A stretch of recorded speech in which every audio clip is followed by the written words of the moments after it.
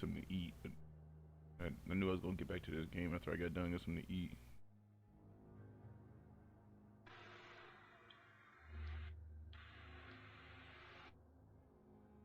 I still say this is the most ironic game ever. That you're a blood doctor coming back to come see you from your, like, wherever you was out in the war, and then you get bit by a vampire. It's an epidemic going on right now.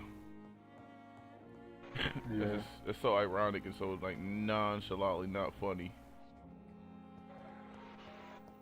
It looked pretty good when I seen it back then. The When combat I looked first saw it came out, I was like, okay, so it's a vampire game, and then it's like almost Souls-like or Bloodborne-like. There's a lot more story in it too, which I kind of like. I got a third of the way through and then I stopped. I'm gonna try to get back all the way through it. I know one game you definitely like is this train. I gotta see how much this is. Need to get away from all these prying eyes so I can use my abilities. Can't use your abilities when you're around people that you know. There it is. Yeah. Yeah. Oh, not that way.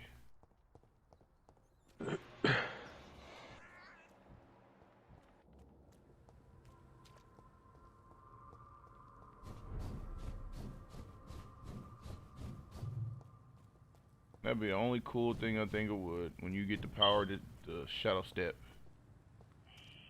Scour voices in the garden. I should investigate. If they were to find somebody. I messed up. I should turn around. There's somebody in the back behind me. I'll do it when I come out of this place. This shows you on how like the different things like the loading. This was like a PS3 loading, even though this is a PS4 game.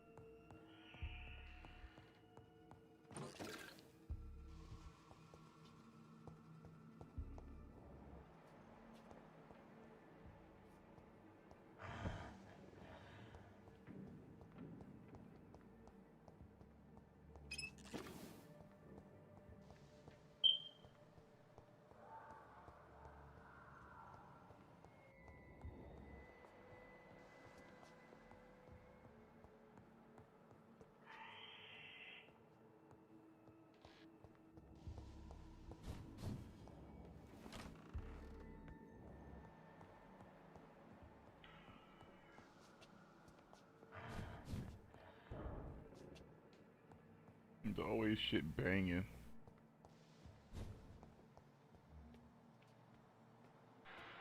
Okay.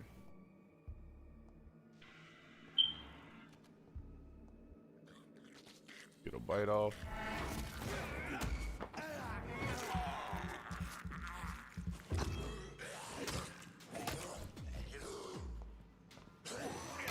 Okay, he hit me. I can't see my camera.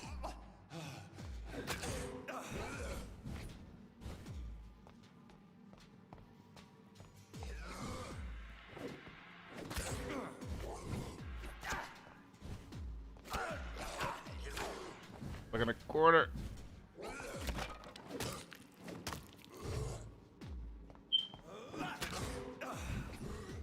Okay, so that's his tail. He can block. Behavior is similar to the infected William Bishop. Must be the same strain. This sickness moves faster than influenza.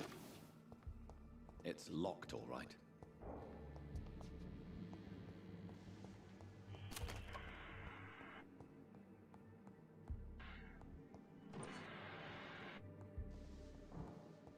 The thing that would make me stop playing this when I first started playing it was trying to figure out how to combine stuff in the crafting. But I kind of like it.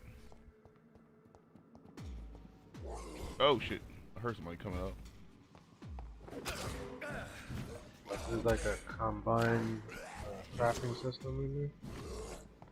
It's like a looting system that's hard to find. You gotta just loot shit in the buildings.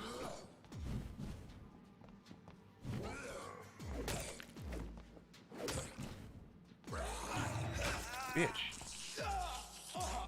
Take a bite out of me.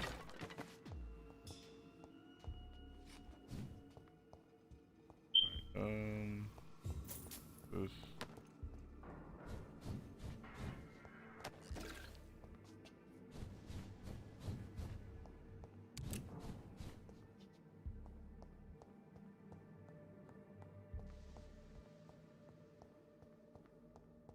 Balls of Mars, fortifiers.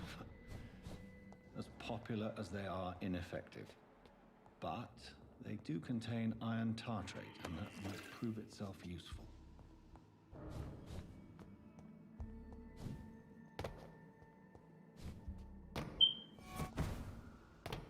The fuck was that?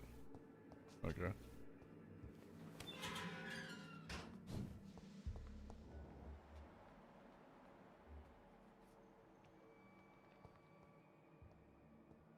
These skulls feed from corpses and the husks of animals.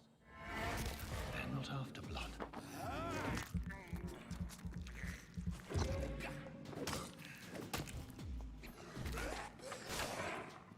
Try to get away from your ass. Let me out of the corner. Fucking ass. Try to get away from you. Fucking ass. Bullets.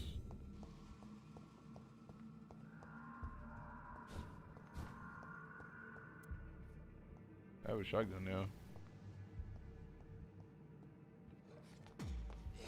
Got it stuck up on you.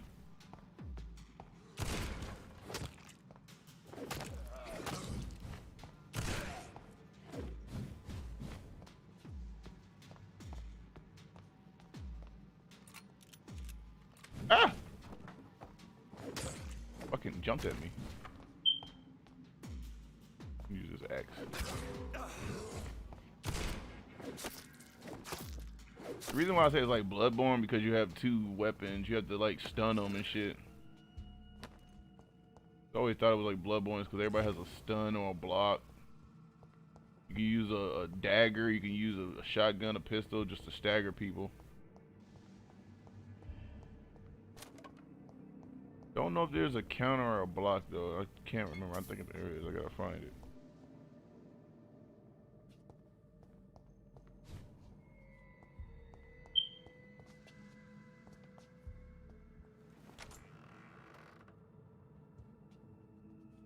I have no idea where I'm at, but I'm walking through shit. Pick up.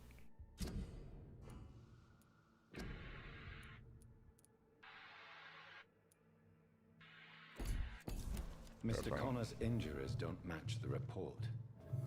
I'd better look into this.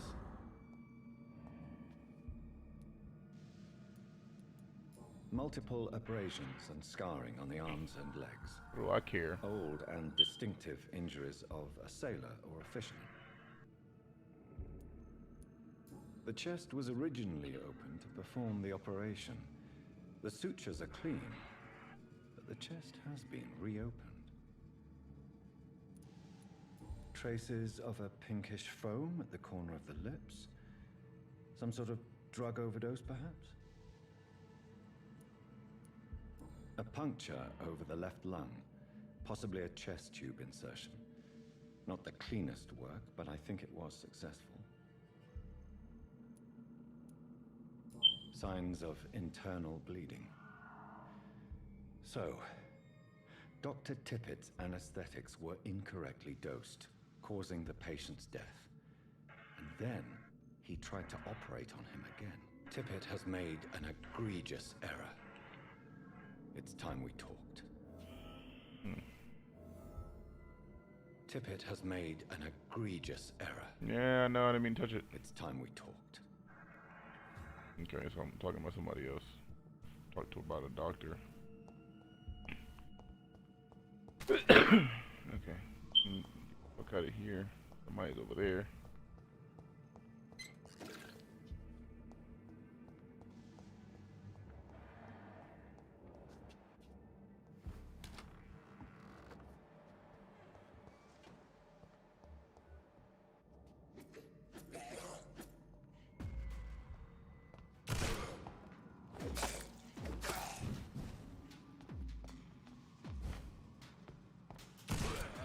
Just die.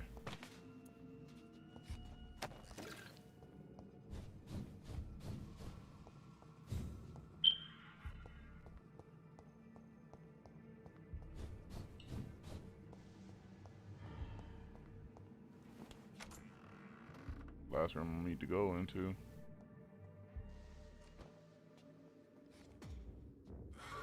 Who the fuck are you?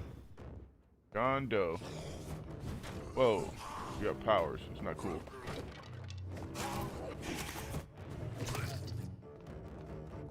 Okay, John Doe. You're the real one, though.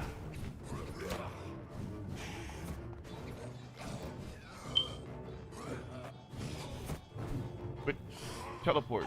You're the real one.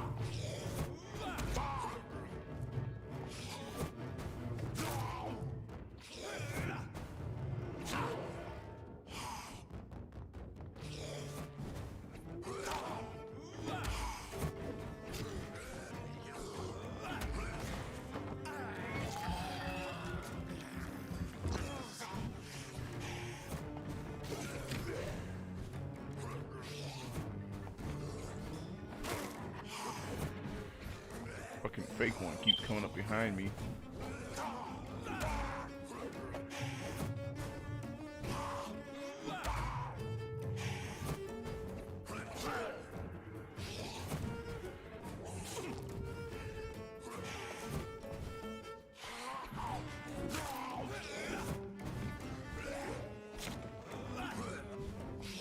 Stop fucking teleporting. We're gonna do this shit all fucking day. Bring that ass here. Fuck, it was a fake one.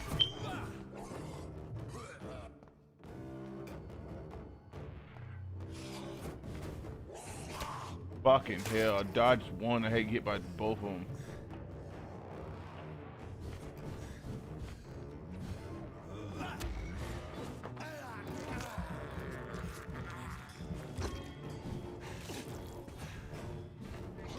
Fuck you, I don't know what to dodge. You and your fucking ghost double hitting me bullshit. And I gotta get that power. That power is actually decent. So he teleports and makes a phantom.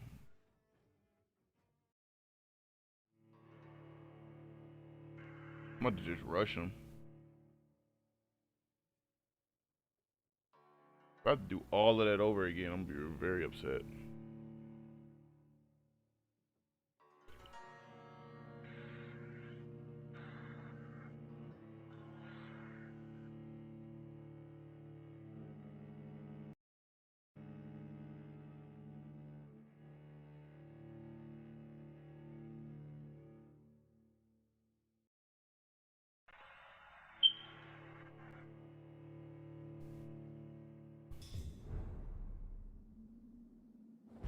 Fuck, just gotta do the ending part right here though.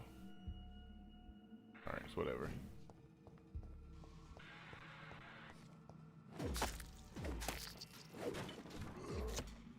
Bitch.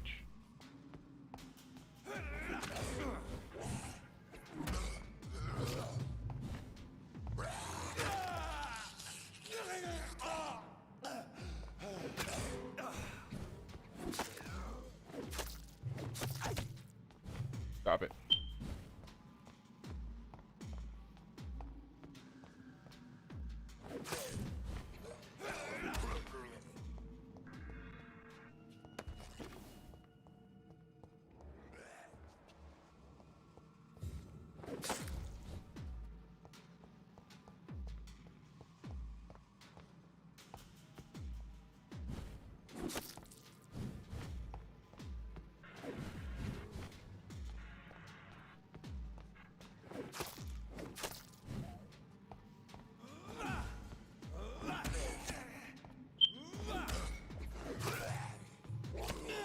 Bitch.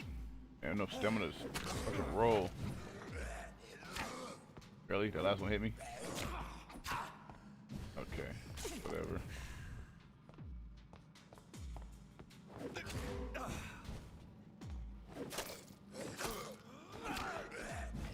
fucking swing gun, annoying as fuck. Come here.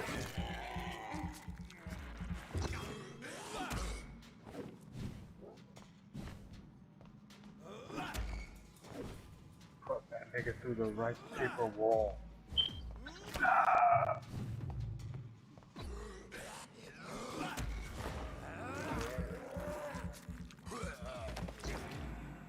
All the fight, all the weapons in there, dude.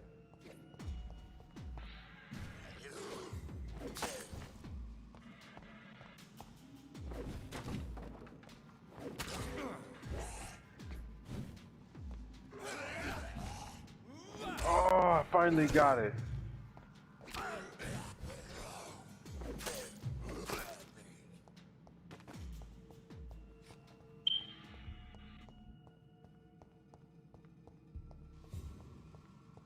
God damn, I gotta do the whole process again and talking to this damn, doing this cadaver shit. Tippett has made an egregious error. No, I didn't. Fight a boss. It's time we talked. Okay, no, I don't. Good. I don't have to talk to him twice. I thought I'd do that shit twice. I was about to be pissed.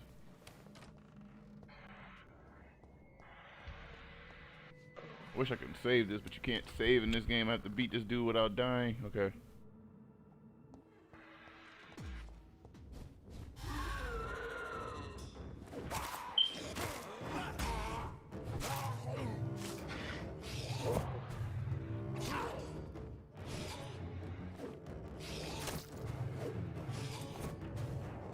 I can't move.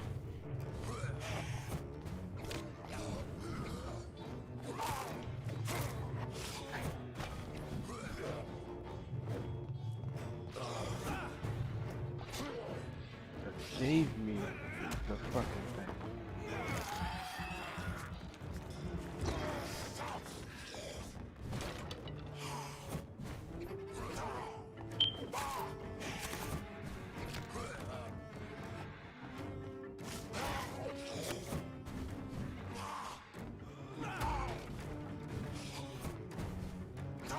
That hit me. I'm pissed.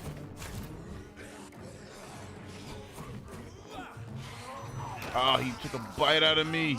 I don't care. Come here. Just fucking come here. Just die. Bullshit ass shadow shit. So ferocious. I'm not sure I can defeat them without becoming stronger. To drink blood is so tempting. Need that stealth attack damage. And cooldown reduction. I don't want that. Cooldown reduction on kill, I can deal with that. 4 seconds off for each kill.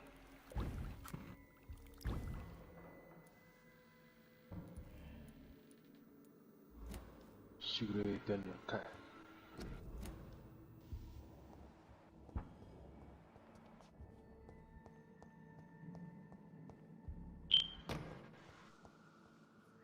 Sodium hypochlorite. Dangerous to administer, but efficient in the proper dosage.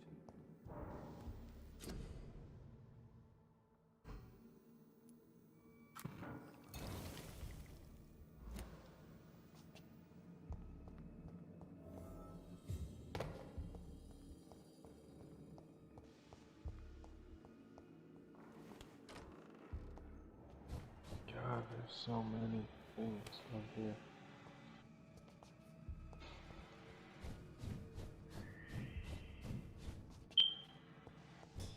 Oh, fuck. Dude just coming down the steps.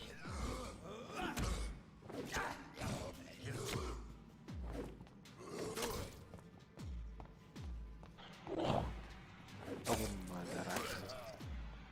Just come down the steps like that. Scared the shit out of me.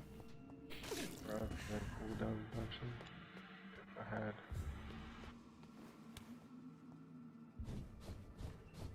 Double attack damage.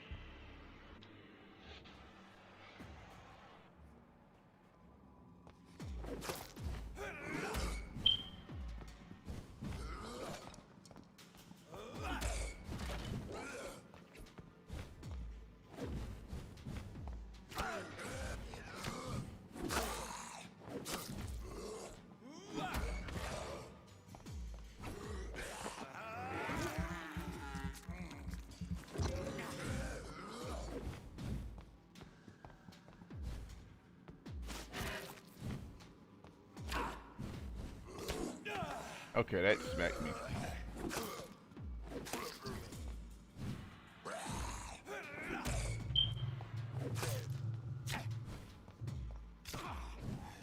It's always when they do that double swing, I don't pay attention to it.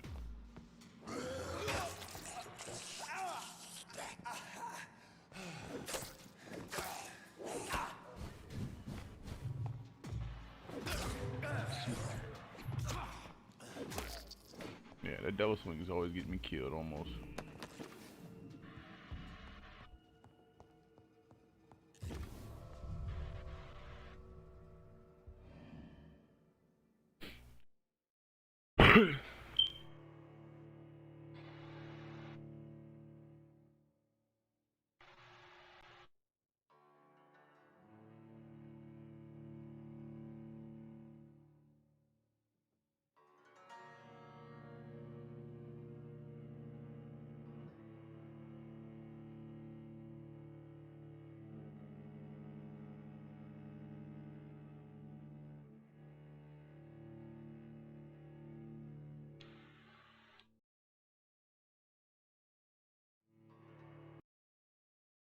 Oh, that's badass.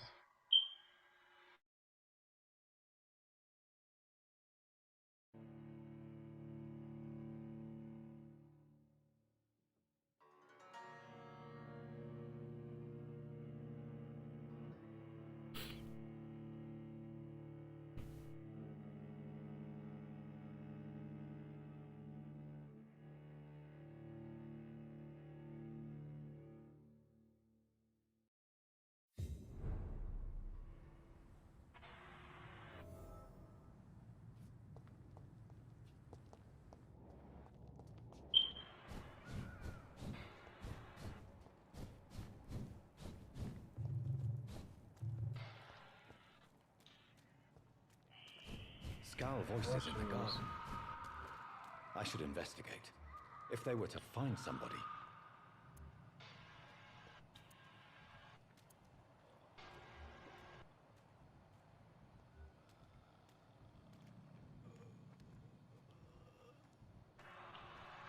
Kinda sucks there's no bonus for quick play.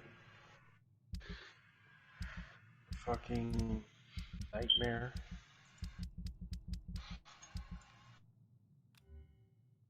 Whatever. The question is, do you want to stream Remnant?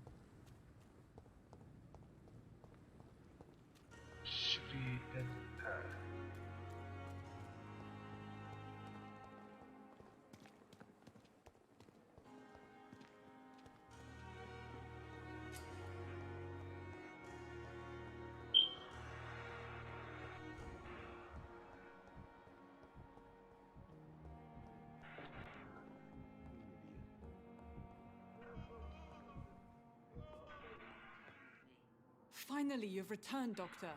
Did you find anything of value? Yes, nurse. You've worked your first miracle, Doctor. Now, this patient here needs immediate treatment. Duty calls. When the storm has passed, I'll show you how to mix the remedy yourself with the same basic ingredients. Many thanks, Doctor. When you've finished, you ought to report to Dr. Swansea in his office. He's been looking for you. Seemed pressing.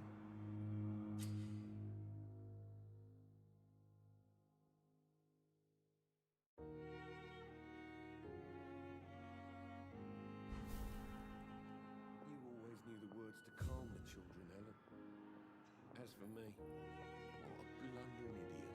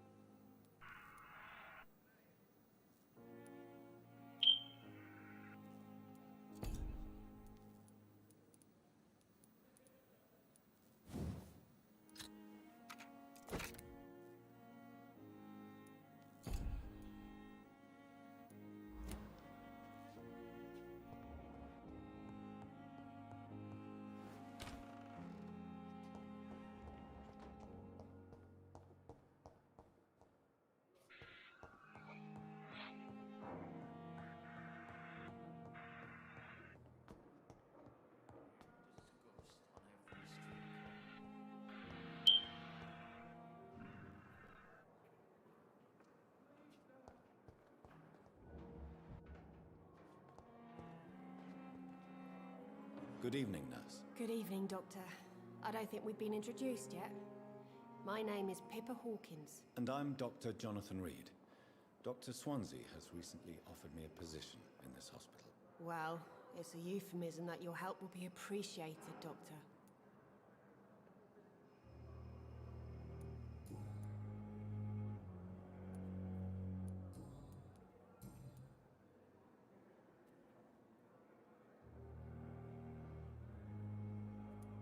How would you describe the situation at the Pembroke Hospital? It's serious. The flu is wreaking havoc amongst the staff and patients. We are running out of everything.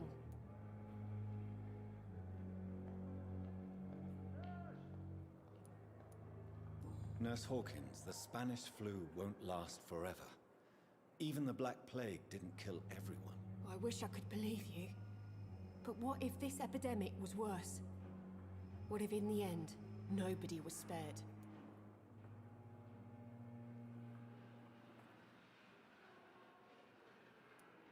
You must get a hold of yourself, nurse.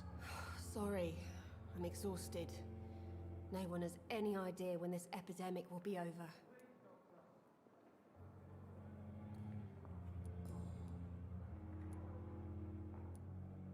How is the Pembroke staff coping with the epidemic? Well, not well. Milton, the ambulance driver, is even more grumpy than usual, especially concerning doctors.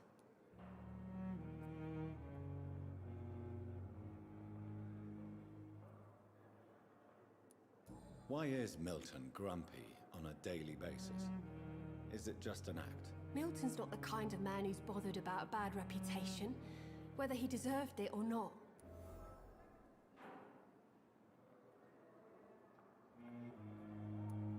Why does Milton dislike doctors? I don't know. Just ask him. But be warned, Milton is not the chatty type.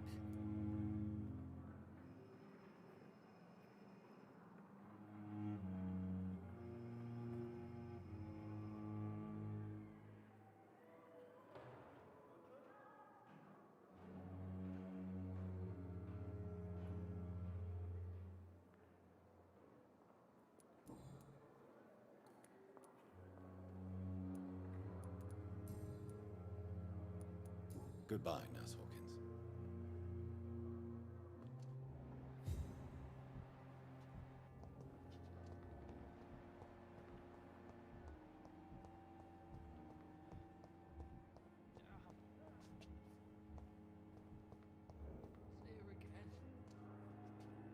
Good evening, miss.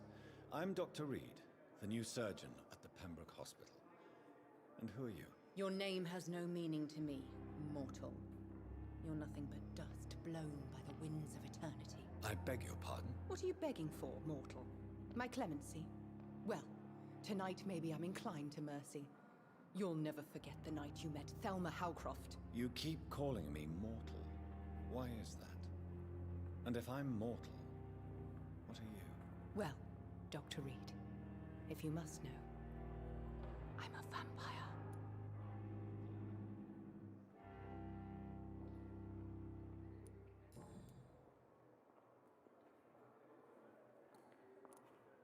Who are you really, Miss Howcroft? I mean, apart from being a vampire. Is that not enough for you, puny mortal? What do you require? Proof of my powers? I'm curious to know who you were before becoming a vampire. It was such a long time ago, I don't remember.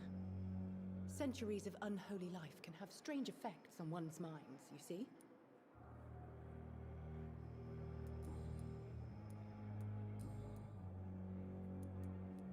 And why do you believe you're a vampire? I don't need to believe anything. It is what I am. It is what I feel within this hollow shell of flesh. Please, describe to me how you feel. What is it like to be a vampire? I can hear my body crumble from the inside as my flesh cracks and fades. I sense the last pulse of postulant blood within my drying veins. I need new blood.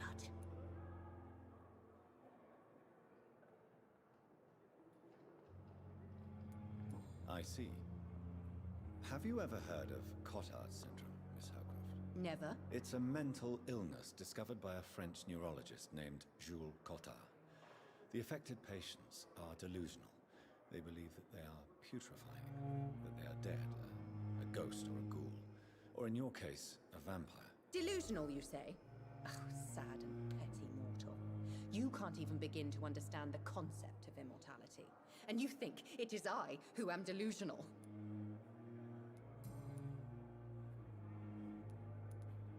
And why do you believe you're a vampire? I don't need to believe anything. It is what I am. It is what I feel within this hollow shell of flesh. I'm assuming you must be a patient here. Am I right, Miss Howcroft? It's only a cover. To hide from my enemies. I can leave whenever I want. As a woman, a spirit, fog, or bat.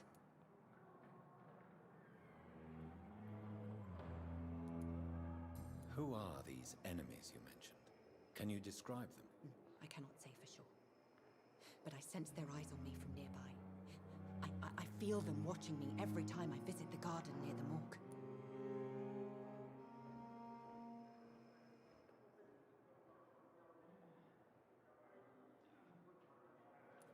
The staff here are not your enemy. They're here to help you, to care for you. I'm not speaking of the doctors in white. I'm speaking of the men and women who hunt me. For I am a vampire. I see. Don't worry. These people will not find you here.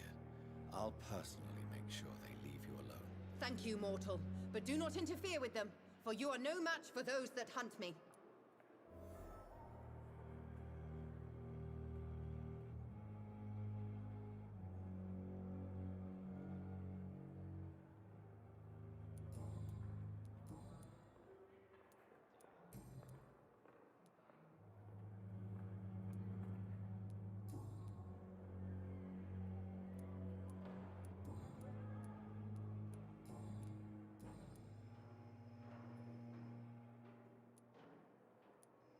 Who are you really, Miss Howcroft? I mean, apart from being a vampire. Is that not enough for you, puny mortal? What do you require? Proof of my powers? I'm curious to know who you were before becoming a vampire. It was such a long time ago, I don't remember. Centuries of unholy life can have strange effects on one's minds, you see?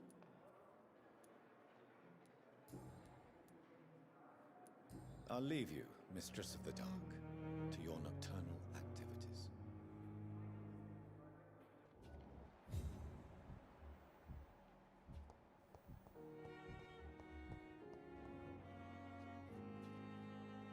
Good evening, sir. Can I help you? Unless you're here to fix my face. No. I don't think you can help me. I'm Dr. Reed.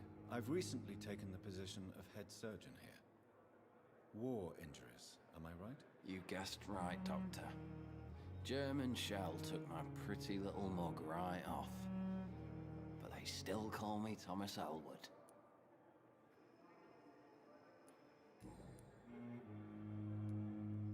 How is your stay with us, Mr. Elwood? Oh, it's bliss. I just escaped death in the trenches to be surrounded again by the moans of the dying. Can I ask you precisely why you're a patient here? It's the pain, sir. The drugs don't work. It just hurts under the scars, if you get my drift.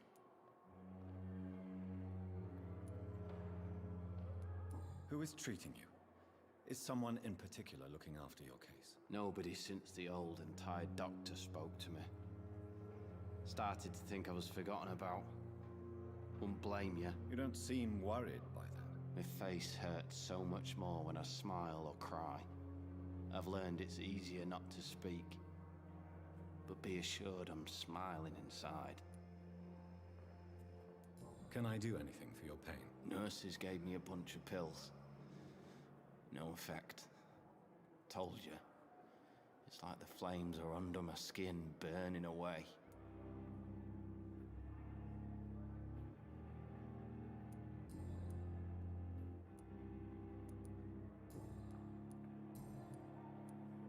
How close are you to Miss Hawcroft? Are you aware that she thinks she is a vampire? To wait for her next nibble is the best reason to stay here. Every time she approaches my bed, she treats me like something tasty. A normal person. Aren't you afraid? She may hurt you if the game goes too far. She's quite harmless, I can assure you. Her head's broken inside is all. While I'm busted on the outside. But she's still beautiful. Living proof that there's hope for me.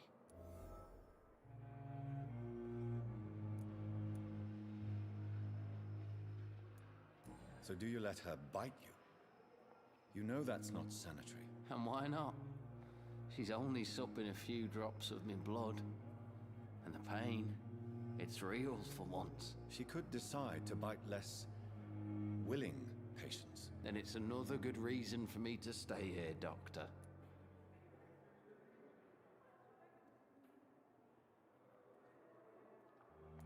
You do realize she's mentally disturbed. It's called the Cotard syndrome. She truly believes she's a vampire. In her madness, she never refers to my scars. And frankly, if I could, I'd join her world.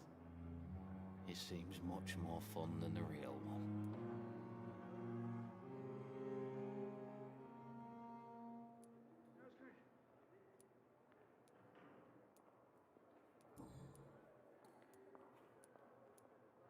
Where were you stationed, sir? Did you serve for long? I really don't want to talk about all this shit. No offense. I was pushing too much. I served in France myself. I just wanted to know what happened to you. You were an officer, weren't you? Then I doubt we fought the same war, sir. No offense.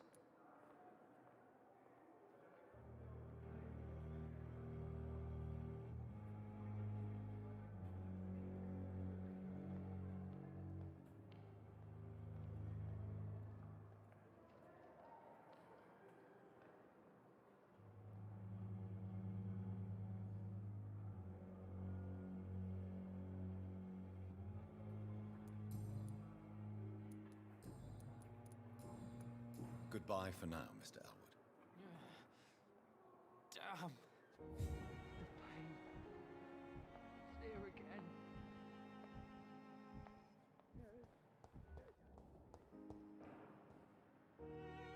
Good evening, Mr. Hampton. How do you feel? Dr. Reed, is it? Oh, sir, I must apologize for my behavior. What do you mean? I was not myself in the factory. Fear and exhaustion made me say awful things to you, I'm afraid. You remained perfectly nice and polite. A little delirious, perhaps. But who wouldn't be after enduring an abduction? Thank you, Doctor. That's a relief. Now all I need to do is rest and return to my flock.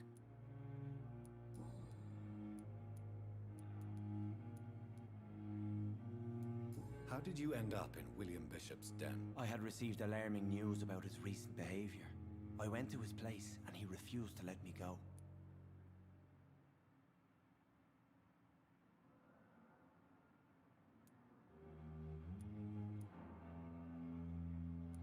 Why did he abduct you? William was an alcoholic. His addiction suddenly changed to blood.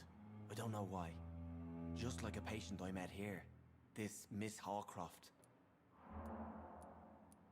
You dared to enter this awful place alone. You're a hero, Mr. Hampton. Or a fool. I'm just a man trying to help his friends, Dr. Reed. William Bishop was a conflicted soul, searching for light.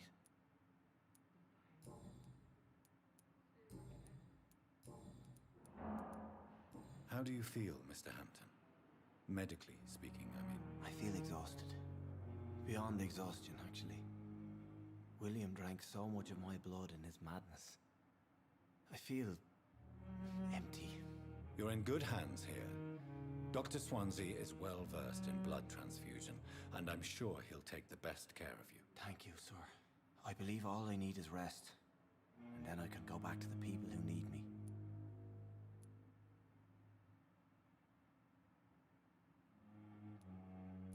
Have you made friends since you arrived? Not really, but I recognize Miss Harriet Jones. I knew her when she lived by the docks. That poor woman had such a miserable life. You never came to see her here at Pembroke? Receiving visits when sick can be an important part of the healing process, you know. We're not just bodies. You're preaching to the converted now, Doctor. To be truly honest, I thought she was dead. She left the docks many months ago.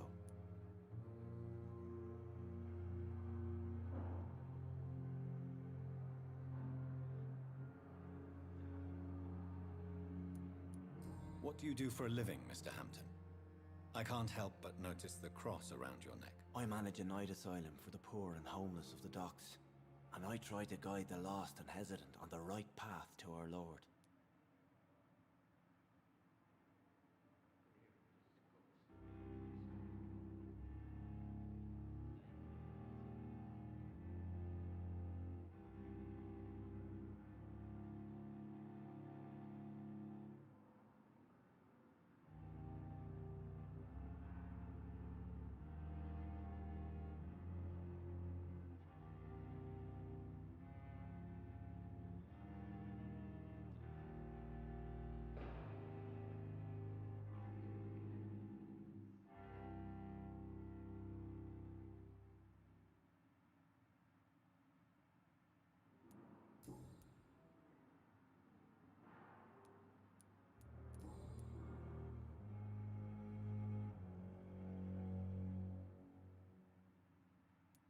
Goodbye, Mr. Hampton. We'll talk again later. Daily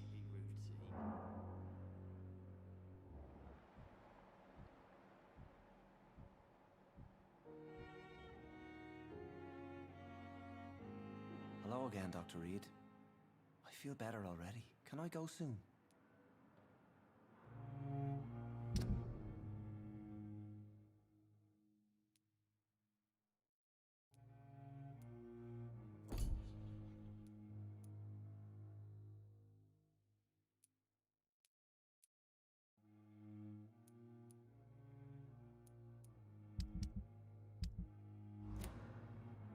Goodbye, Mr. Hampton. We'll talk again later. The pain.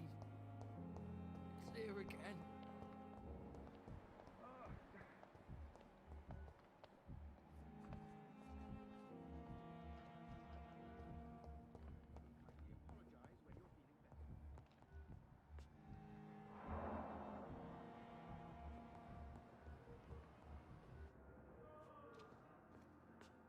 Good evening, Doctor.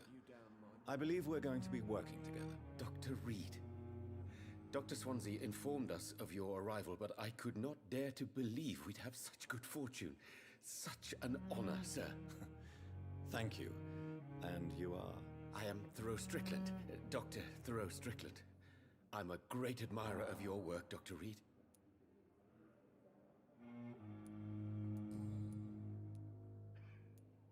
What can you tell me about the Pembroke? Well, it has always been an honor to work with Dr. Swansea. But with your arrival, I can't think of a better opportunity to learn about blood transfusion. You seem quite optimistic. It's a rare and precious attitude in these difficult times. I'm convinced that this epidemic is a test of endurance and dedication for us men of science. Questions remain about our capacity to resolve the situation. True. Last summer, during the first wave of the epidemic, I used to joke with Milton about the extra work. We're not smiling now.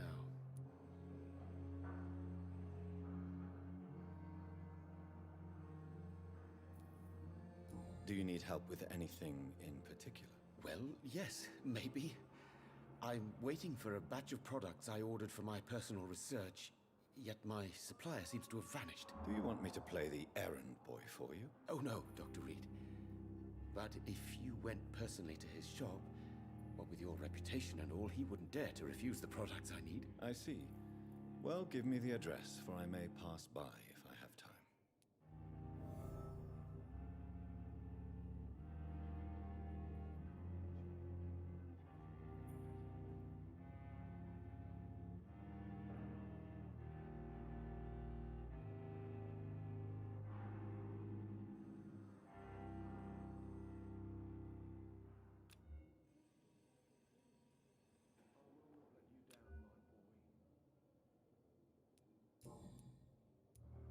Please, could you tell me something about yourself? I'm a great admirer of your work concerning blood transfusion, Dr. Reed. I run my own experiments. I'm convinced it's the future.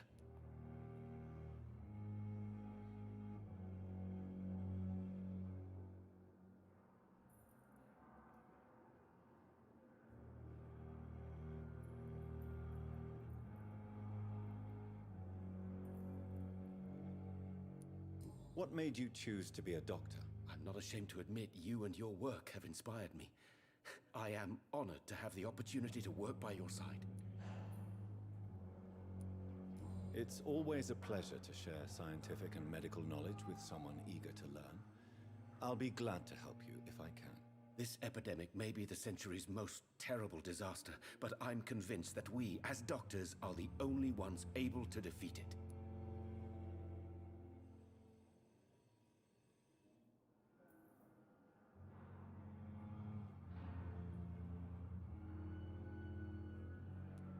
I based my technique on my mentor's research.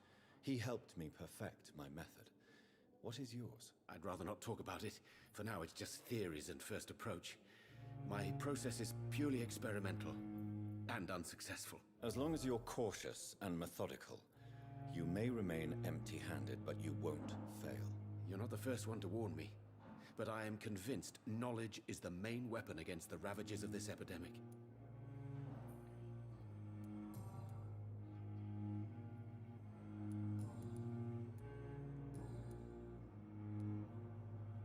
Tell me more about your willingness to experiment with new medical techniques. Harvey Fiddick is a patient suffering from a severe injury that could cripple him if not treated correctly.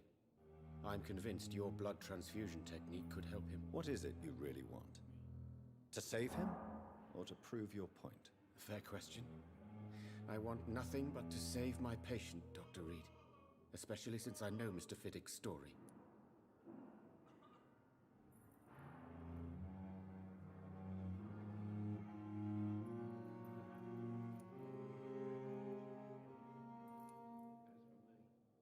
Tell me Mr. Fiddick's story. Our first diagnosis was compromised because Mr. Fiddick lied to us about the real origin of his injury.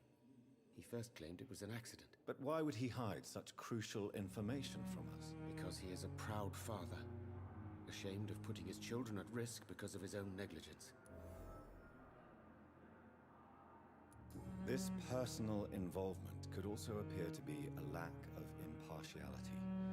You must know that a good surgeon must remain neutral. I agree.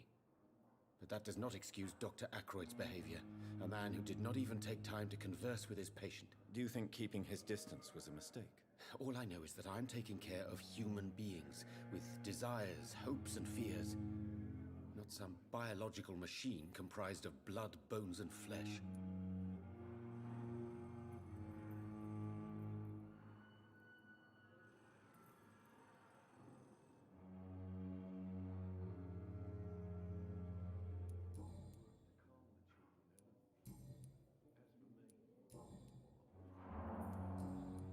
Goodbye, Dr. Strickland.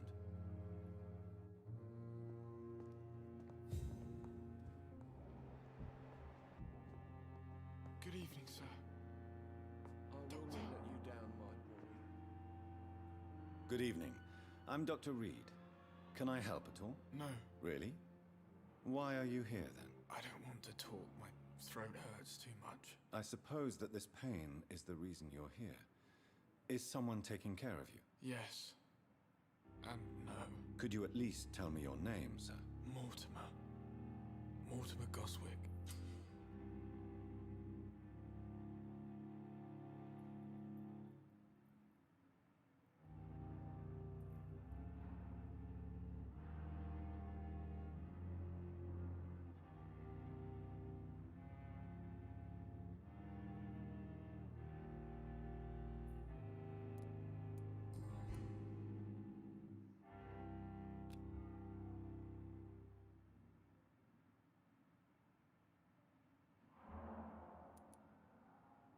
Tell me about yourself, Mr. Goswick. I don't want to talk, Doctor.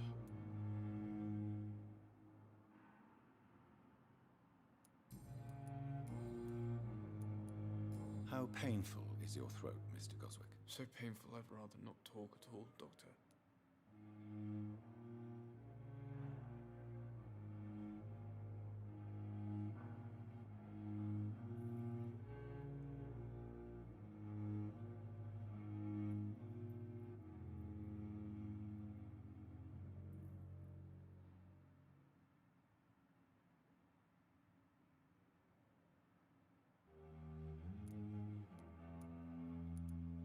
I'm sure you realize a doctor and his patient have to communicate, sir.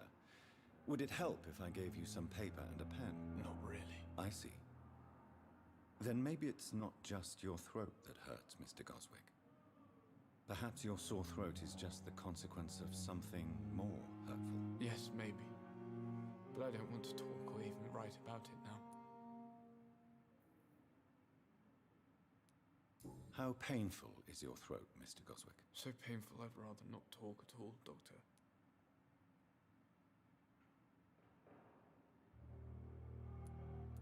I'll let you get some rest, then. Good evening, sir. Always knew the words to calm the children, Ellen. As for me,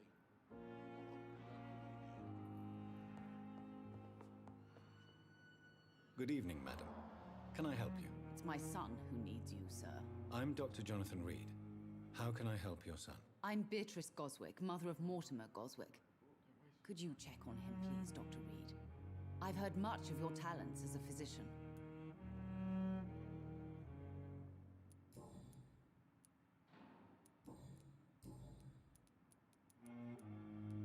What do you think of your reception here?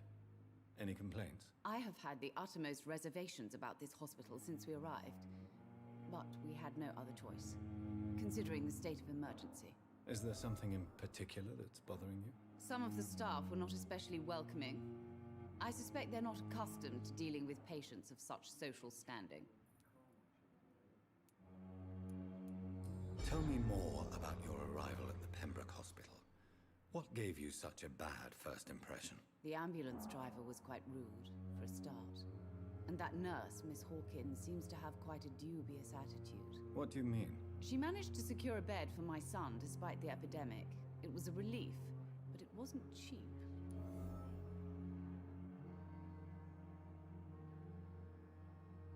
She charged you for a bed? Yes, and I paid without question, considering the urgency of the situation.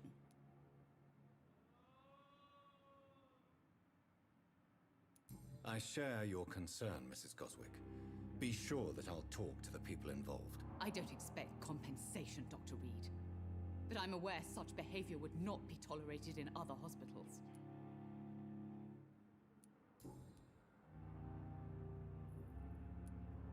What can you tell me about yourself, Mrs. Goswick? Not much to say. Just take care of my Mortimer and I'll cover all the expenses. That's all that matters.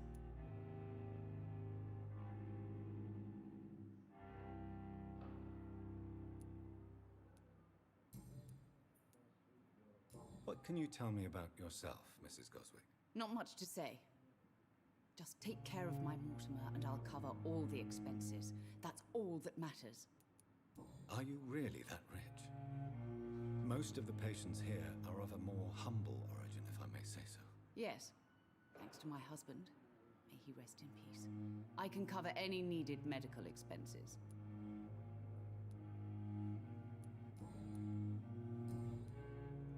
Goodbye, Mrs. Goswick.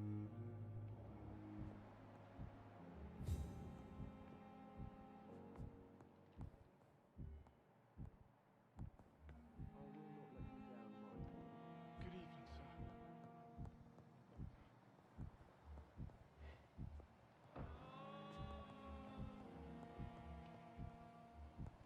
My sweet girl. Breathes me like... Good evening, sir. I'm Dr. Reed. May I help you? I don't know if a third opinion is needed.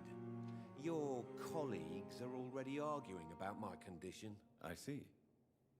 Would you mind telling me more about your situation? I'm Harvey Fiddick.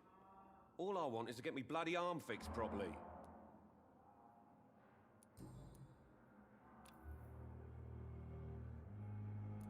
Tell me about yourself, Mr. Fiddick. I'm just a regular guy waiting to get his arm fixed, so I can return to work and to my family. I was more curious about what you were doing before being hospitalized. I'm a carpenter, and a good one too.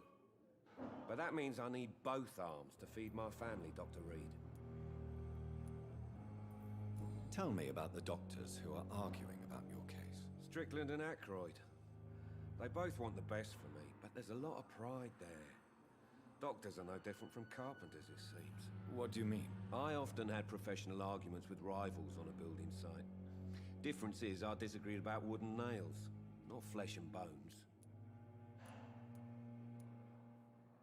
Are you satisfied with your treatment here? Well, it's clear that I've chosen a bad time to be injured. Forgive my bluntness, but you seem overwhelmed by cases of the flu. I won't lie to you about it. I'm afraid we are. Are you sure you don't want to operate yourself, Dr. Reed? I have the feeling you're very capable. And your colleagues seem to think so too. In other circumstances, you would be right. But for now, I don't think I can take on the responsibility. My apologies. Tell me about your injury, Harvey. Why do you feel so guilty about it? My wife died because of me. And now I may lose everything because I've been careless enough to hurt myself. What an arsehole. How could your job be responsible for your wife's death? I was working a double. She went out to bring me a hot meal and got caught in a German bomb raid. You can't hold yourself responsible for your injury, Mr. Fiddick. Unless you tried to hurt yourself. Of course I didn't hurt myself. But I can't work until my arm is fixed. My children need to eat, Doctor. Tell me more about the death of your wife, Harvey. 1915. I was in the army. Building workshops for the Royal Flying Corps. Helen was happy I wasn't sent to the front. What happened? The Germans sent Zeppelins to bomb the construction site, but they missed their target. My wife was bringing my dinner when the bombs fell. I'm sorry for your loss. So many died during the bombings. I served in France and witnessed the carnage there. I would like to say that she didn't suffer. Truth is, I have no idea. I just know that I'm all that me kids have. Poor little bleeders. How are your children after losing their mother? They were smaller then. The only good thing about this is my Helen didn't bring them with her that night. Tell me about your injury, Harvey. Why do you feel so guilty about it? My wife died because of me. And now I may lose everything because I've been careless enough to hurt myself. What an arsehole.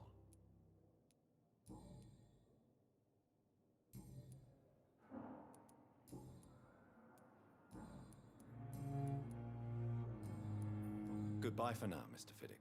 I'll see you later. I will not let you down, my boy.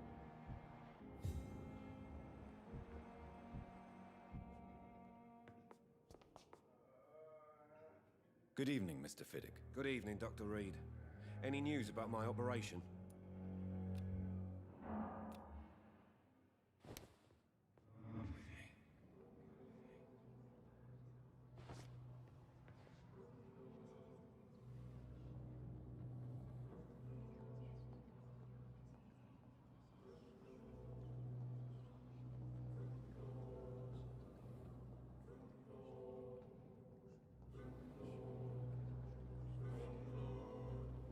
Thelma Howcroft said she was being watched by vampire hunters. Where are they hiding? I should investigate.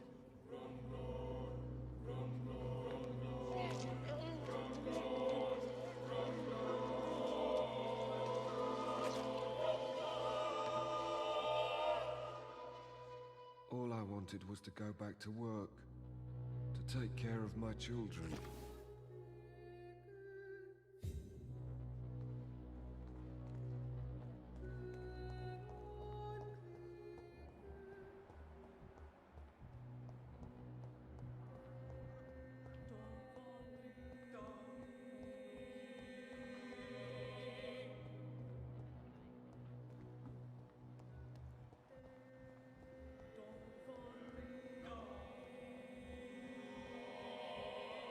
It's locked.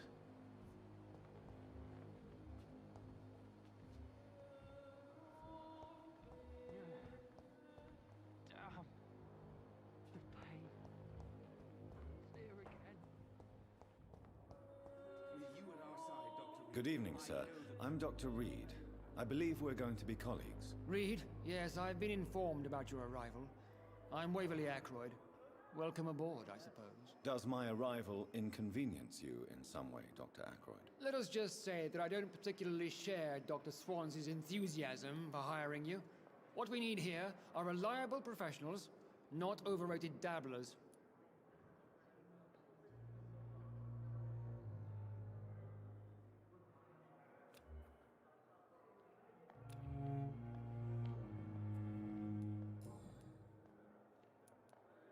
If you have a problem with me, Dr. Ackroyd, please feel free to tell me. Dr. Swansea has imposed your presence on this hospital without asking anyone's advice.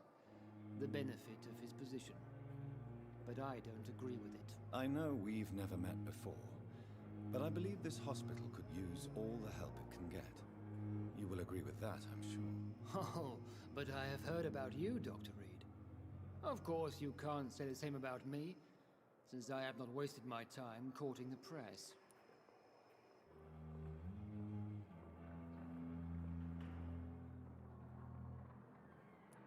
There is no need for such animosity between us. Don't you think the epidemic is already enough to deal with? That is one point we could agree on. And that is precisely why I want to be sure that you will be of help to this hospital instead of a burden.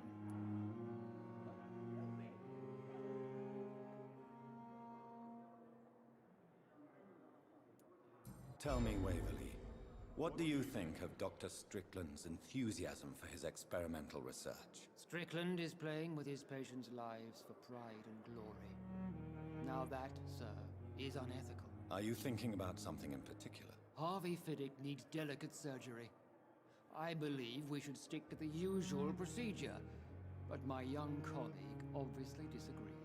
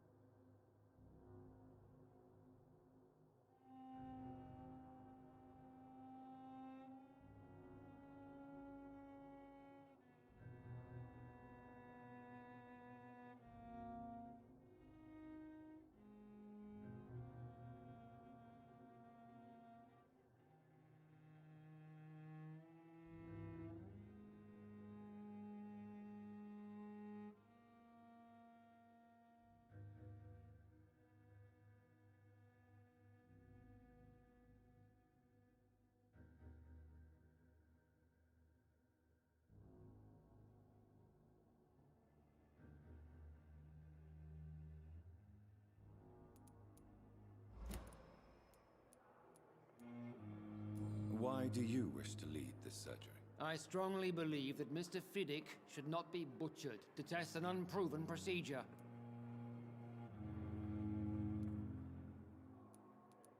I really hope you're right about this, Dr. Ackroyd.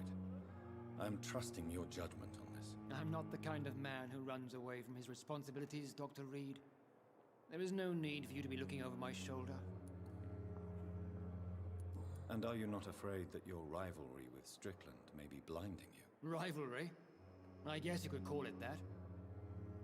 But I will never be childish enough to let my personal feelings affect my judgment.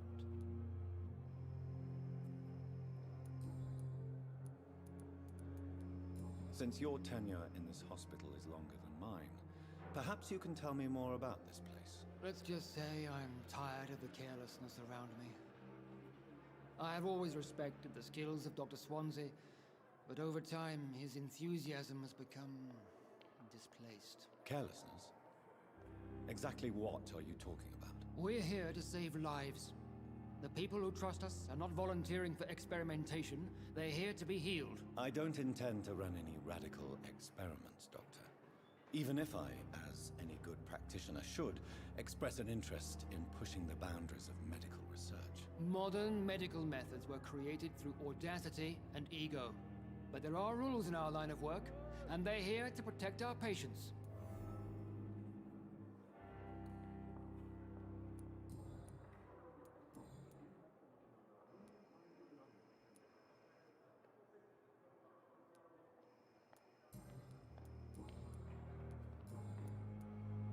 Thank you for your time.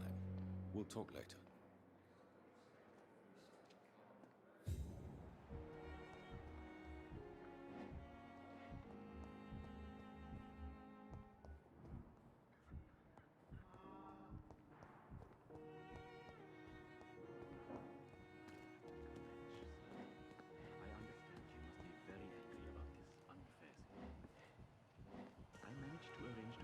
It's locked, all right.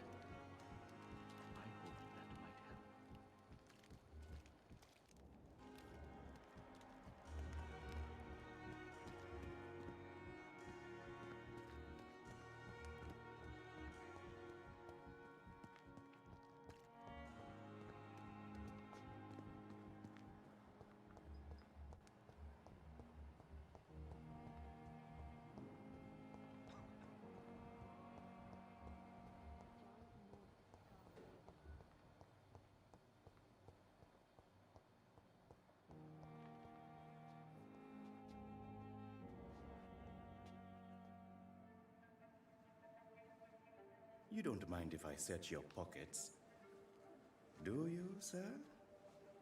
You won't need any of these anyway. I'm not stealing from you, mister. I'm only redistributing your belongings to people who need them more than you. You see, no one has claimed your body, sir, so it would be such a shame to bury you with your I will not forget you, sir. And I thank you for your generous donation.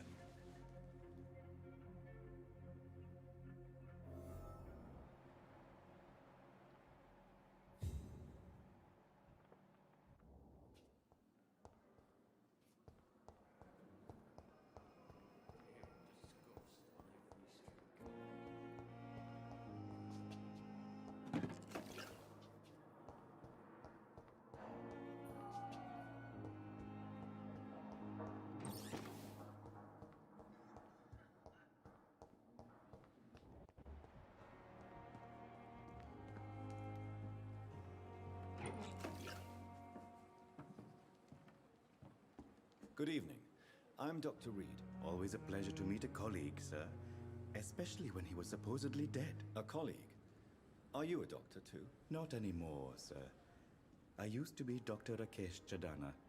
Now, I'm just Mr. Chadana, pawnbroker and humble guardian of this morgue. What do you mean, you used to be a doctor?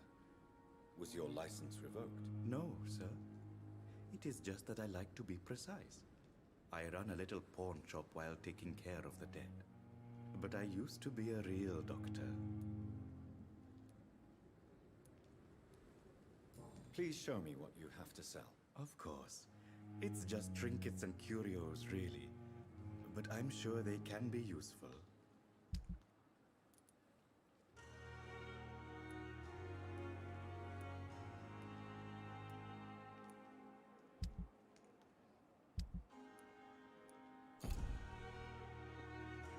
Good evening, Dr. Reed. Such a pleasure to see you again.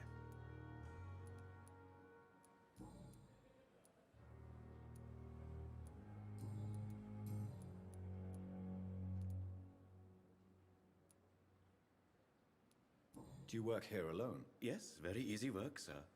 All I have to do is watch a few bodies. The situation was very different when the main morgue was still open.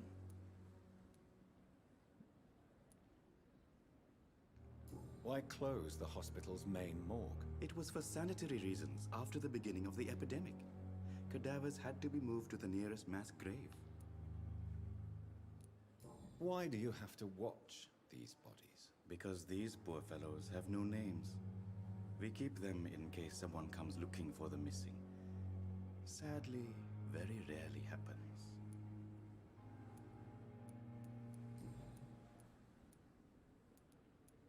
Have we met before? I don't think so, sir. Why? When we first talked, you said you were glad to meet me since I was reported dead. Funny story, sir. Your sister came here a few nights ago. You were missing, and she was looking for your body. She must be very relieved now.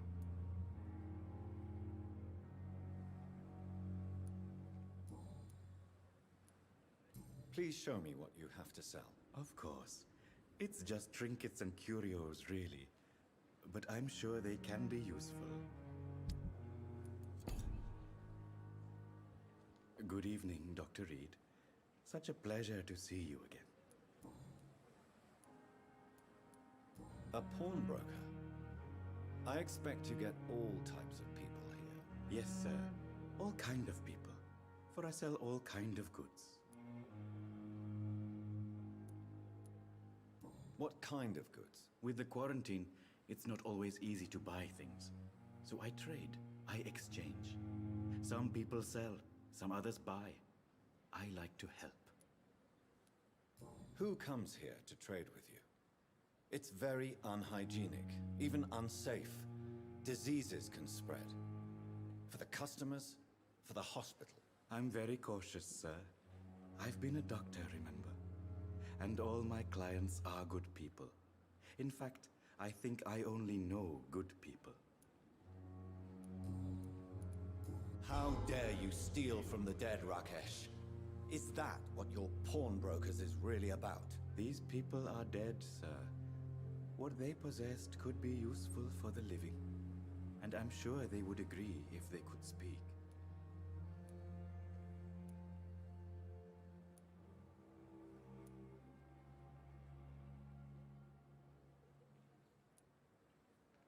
You should show respect for the dead. What about their loved ones who may treasure these items you sell? The bodies I watch over are the unwanted and undesired, sir. I would never deprive anyone of their family artifacts. How dare you steal from the dead, Rakesh? Is that what your pawnbrokers is really about? These people are dead, sir. What they possessed could be useful for the living. And I'm sure they would agree if they could speak. You should show respect for the dead. What about their loved ones who may treasure these items you sell? The bodies I watch over are the unwanted and undesired, sir. I would never deprive anyone of their family artifacts.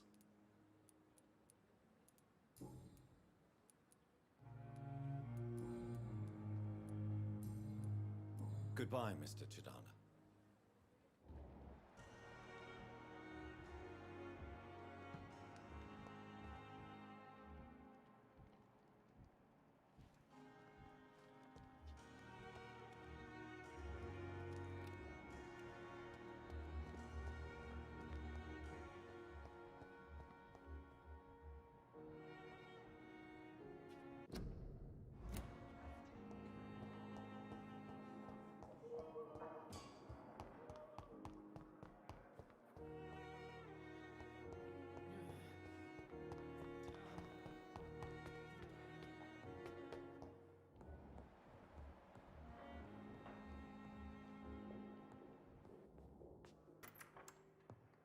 Please, Jonathan, come in.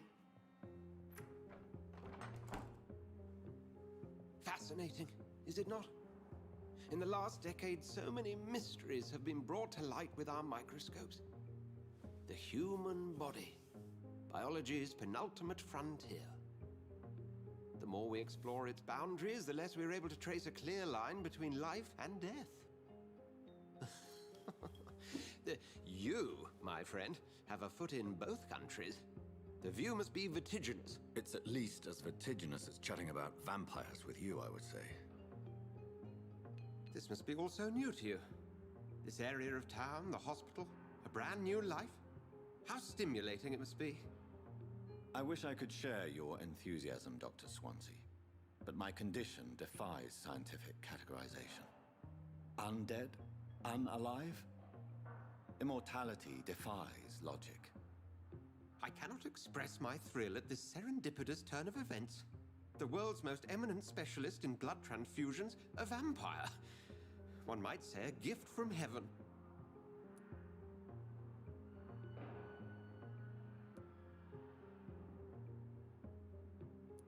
There is an absurd poetry to my situation.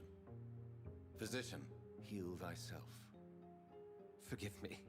I've been an admirer of your work for a long time, and now you are so much more than a brilliant physician. And please, call me Edgar.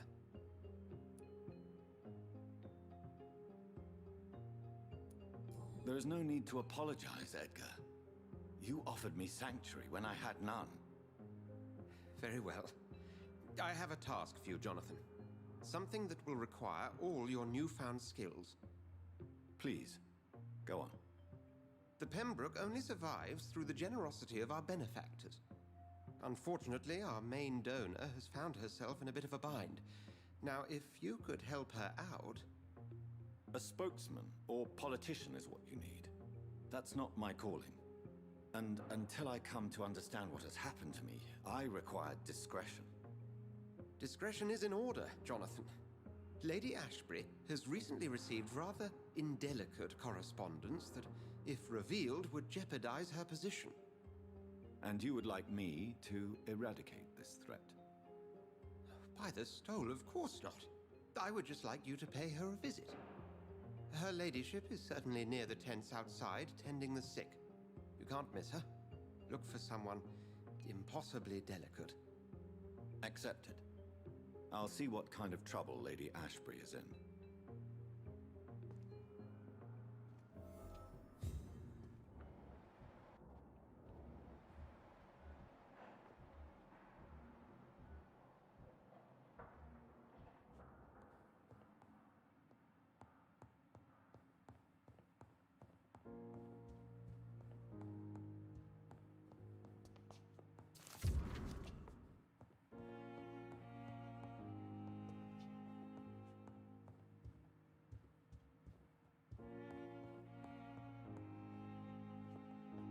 Do you need something, Jonathan?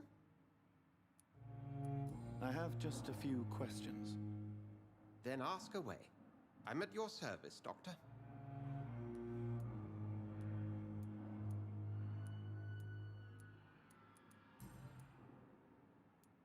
We'll see each other again soon, Edgar.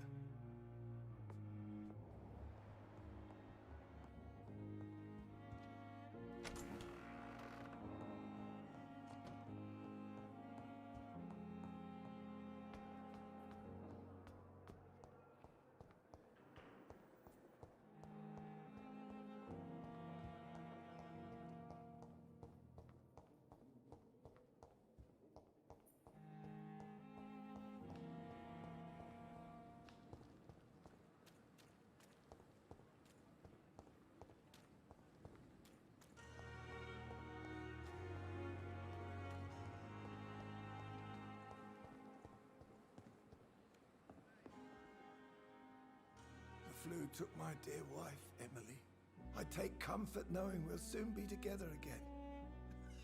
Mr. Rainfield, that's no way to talk. You're in good hands here, and we'll be up again soon enough.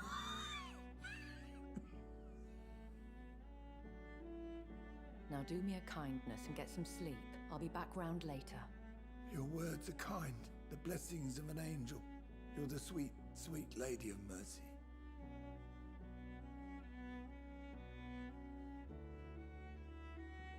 Good evening, Dr. Reed. It's a pleasure to see you again. You seem surprised. Dr. Swansea has brought me up to speed concerning your recent appointment to Pembroke Hospital. You're a the lady who saved me that night, before vanishing into thin air. I remember you from the pub with Dr. Swansea. Indeed. Allow me to introduce myself formally this time. My name is Lady Ashbury. I remember you well, in spite of the brevity of our encounter.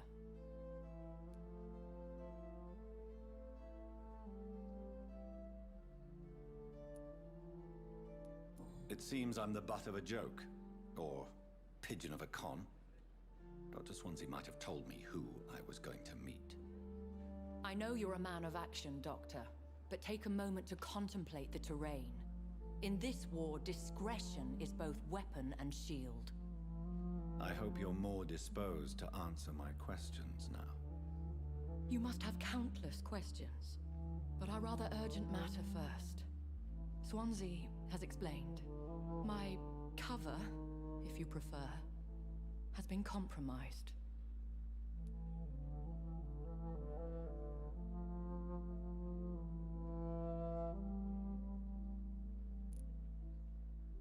Pardon my boldness, Your Ladyship, but I have questions concerning this condition we share.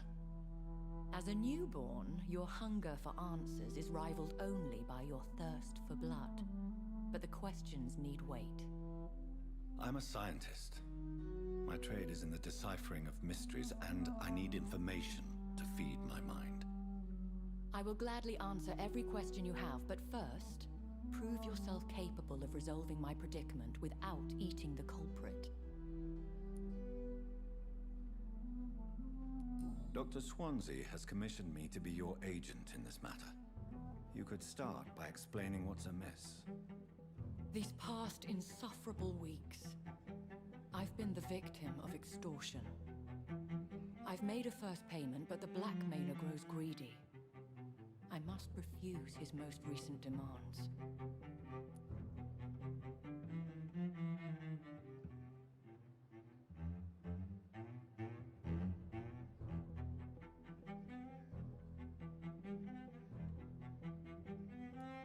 Who would be so foolish as to threaten you? A kindred spirit. Even if it were the case, and I highly doubt it, a vampire would have asked for something more valuable than money. My suspicions lean toward a patient or their family. Please continue. Every detail is essential. I'm your man. My embarrassment in this matter is eclipsed only by my shame at having put the hospital at risk. The threat from our anonymous scoundrel is clear. A list of dates. My visits coinciding with the dates of suspicious patient deaths due to massive blood loss.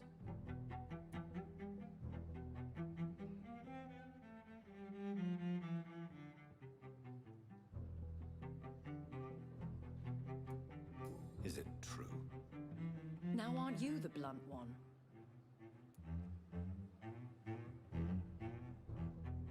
Excuse my impertinence, Your Ladyship.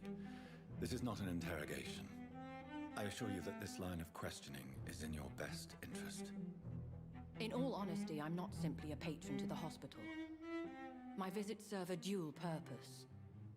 Dr. Swansea has been treating my condition with a revolutionary technique of blood transfusion. It seems you are a specialist in the domain. I'll take care of it. Do you know where I should start? If that was the case, I'd settle the matter myself. You could talk to our local gossip, Harriet Jones. Not a pin drops here without her hearing about it. I'll meet that woman now. My life, as others know, is in your hands, Dr. Reed. I'm sure of your discretion, but I do fear your powers of persuasion will be put to the test.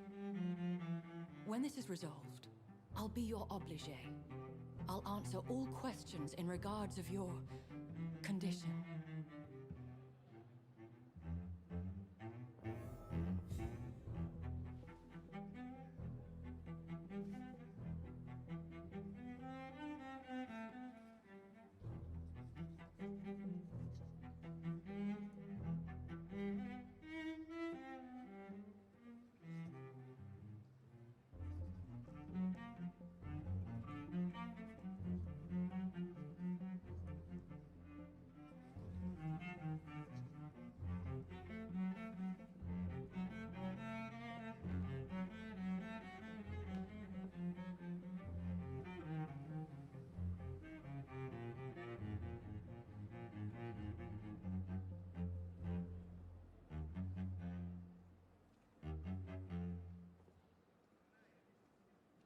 Another night with the glorious battalion of Pembroke?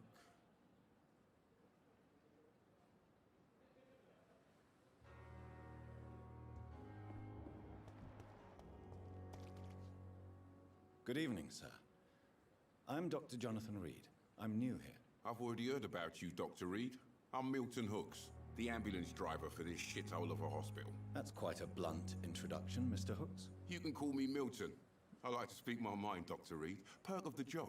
Don't judge me, and I won't judge you. I'm not sure I understand what you're talking about. Well, I'm no doctor, but I'm pretty sure a gun can't be used as a surgical instrument. You have a keen eye. I learned to shoot during the war, and have carried one ever since. Old habits die hard. No need to explain, Dr. Reed. And if you ever need a better gun, remember, I may have something for you.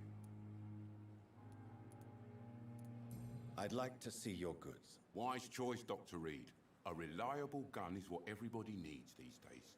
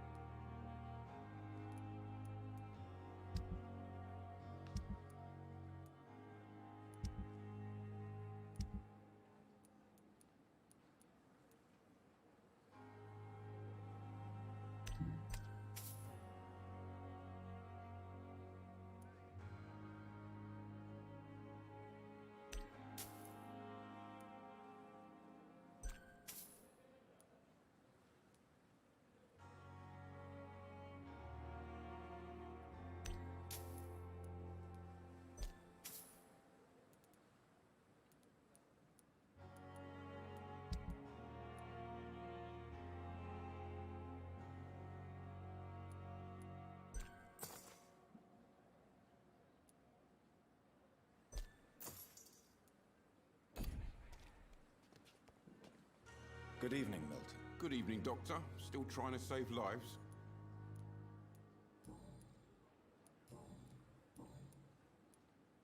Are you really smuggling weapons through the hospital? And why not? I've already been attacked by patients, you know. And by gang members willing to steal my money. But you're not defending yourself. You're selling guns to civilians. You keep people alive your own way, Doctor. I offer them another way to protect their health. Why do you have such a mediocre reputation among your colleagues, Milton? Fuck them. Nobody knows the horrors I've seen since working here. This city was sick long before the epidemic, Dr. Reed. I know it's a difficult task, but correct me if I'm wrong.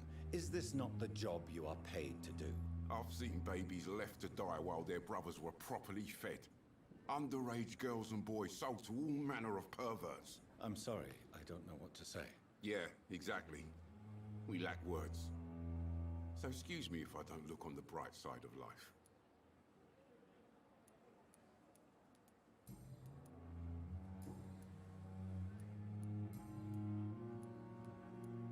Goodbye, Milton.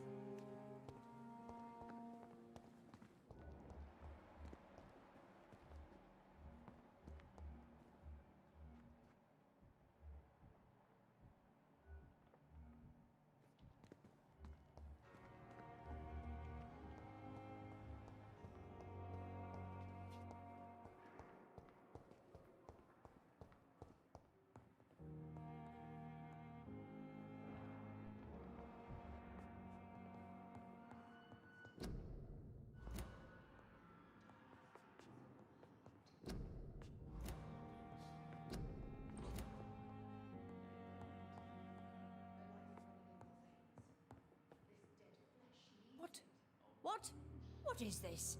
Who are you? Get out of my room. There's no need for alarm, madam. I'm Dr. Reed, the new surgeon. Preposterous. Dr. Reed, you say? I don't want some bumbling intern. Where's Dr. Swansea? Please, calm down, madam. I assure you that I am highly qualified. I'm just back from war duty. How brave. Threatening an old defenseless woman. You know how long I've been a patient here? You've picked the wrong fight. I'm Harriet Jones. Harriet Jones? Indeed. I've been meaning to have a chat with you. You know what goes on here better than any other patient, I gather. Oh, better than any patient, nurse, or doctor. I've seen so many vile undertakings. I heard there have been some despicable goings-on. Was there a case of blackmail? Blackmail? Wait. You're investigating something. This isn't a social call. One of those incompetent cunts slit a poor sod's vein. If I didn't know better, Miss Jones, I'd be inclined to say you enjoy this type of idle gossip. God's honest truth, Doctor. It's just the way it is here. Most of these bitches would let you freeze to death before getting you a blanket. You seem to know more about the goings-on here than anyone else. Beware, Miss Jones, in case suspicion should fall on you. That's it. Blame the old and infirm. I see those little bitches' greedy little eyes. Just waiting for me to pop off, they are. I assure you, madam, this is not an investigation into a possible medical error. Debauchery, then? Nurses Crane, Hawkins, Brannigans, whores, all of them. They can't keep their legs shut. I've seen them scratching slutty sores. Really? Well, if you have irrefutable proof, I'll not have the staff behaving in such a manner here. This is your business, Doctor, not mine. But I swear one of the nurses is cavorting with some man on hospital hours. Thank you for your time, Miss Jones. You've given me something to go on. See you on the next round.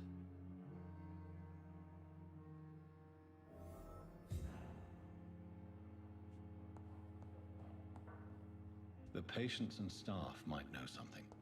I'll start my investigation with them. Disgust on every street corner. We'll help. I wonder why the Goswicks came here in the first place. Good evening, Nurse Hawkins. Good evening, Dr. Reed.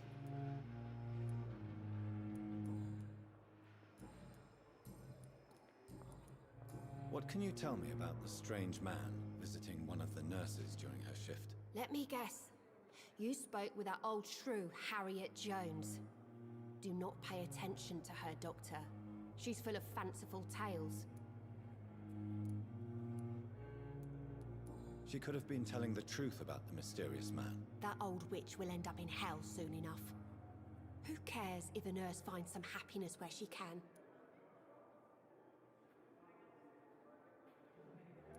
No matter how you feel about her, Miss Jones deserves our help. Who says I don't care for her? Hate is what keeps that old crone alive. What can you tell me about the strange man visiting one of the nurses during her shift? Let me guess. You spoke with that old shrew, Harriet Jones. Do not pay attention to her, Doctor. She's full of fanciful tales.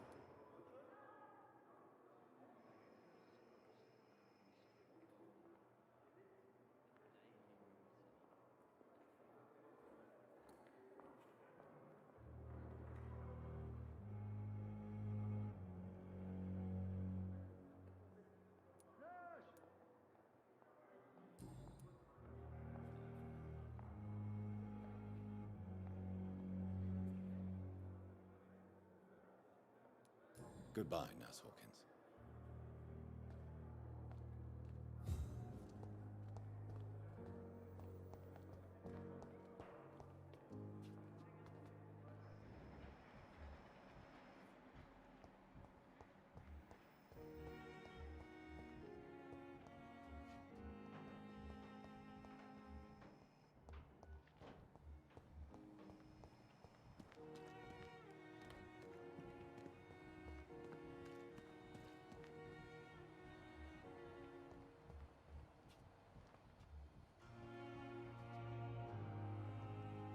Good evening, sir. So it is true. The famous Dr. Reed has joined us. I can't think of any better news during these terrible times. Do we know each other? Actually, yes. We met once before, at the Rockefeller University in New York. Dr. Tippett, yes, I remember. I was assisting Professor Carell in his research about coronary bypasses. He had nothing but praise for you. He was also very confident about your future. And look at you now. Eminent surgeon and blood transfusion specialist.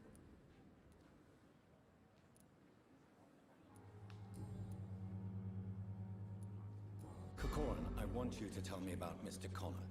How did he die? What happened? He was my patient. He died because of my mistake. That's the blunt truth.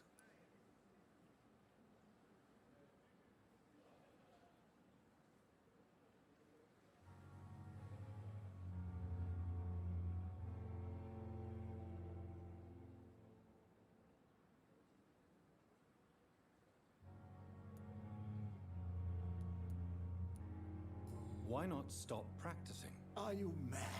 I killed that man, I admit it, and it won't happen again. I have saved so many lives since then.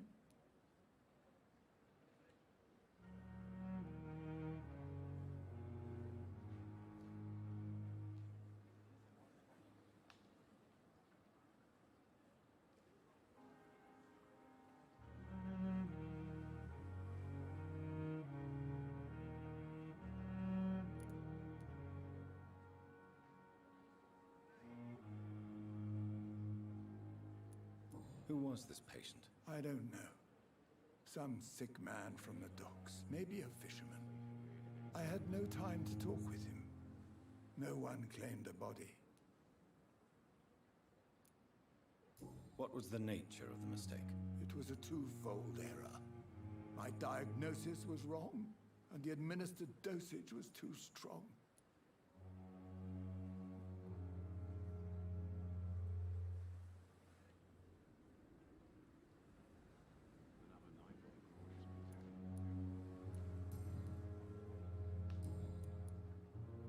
Have you heard of any underhand dealings going on in this hospital?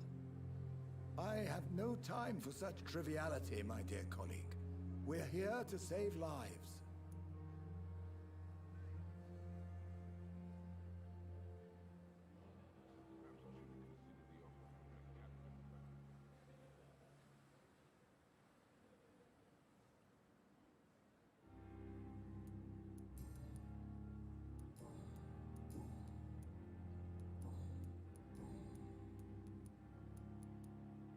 What can you tell me about the staff in the hospital?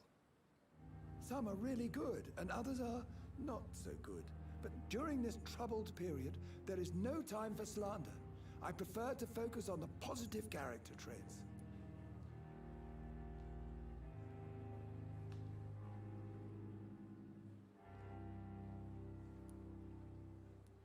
Any opinion about the management? I don't always agree with Dr. Swansea's reserve, but I must admit he does all he can to keep this facility running during this crisis. Ah, yes, the burden of command. I was fed up with this concept while serving as a medical officer. Don't get me wrong. Swansea's a good administrator. I just wish he would get out of his office now and again. Tell me more about cherished people, then. Nurse Brannigan is a pearl. She is the most helpful and dedicated nurse I've ever worked with. A clever and cheerful woman. You really seem to admire her skills. I'll go even further. If she was a man, she would be a damn fine practitioner.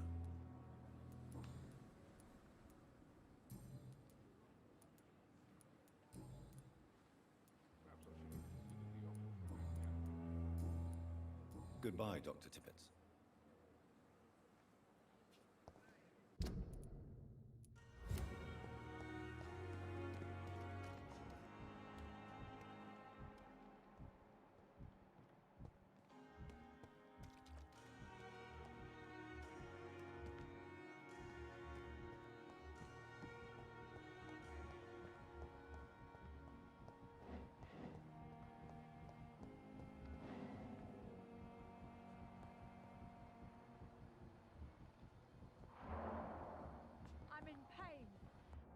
need my medication.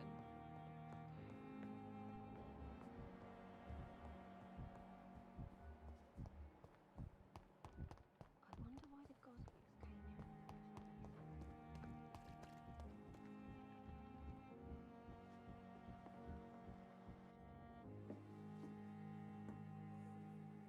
Good evening, Dr. Tippett. Dr. Reed, any good news to share? Goodbye, Dr. Tippett.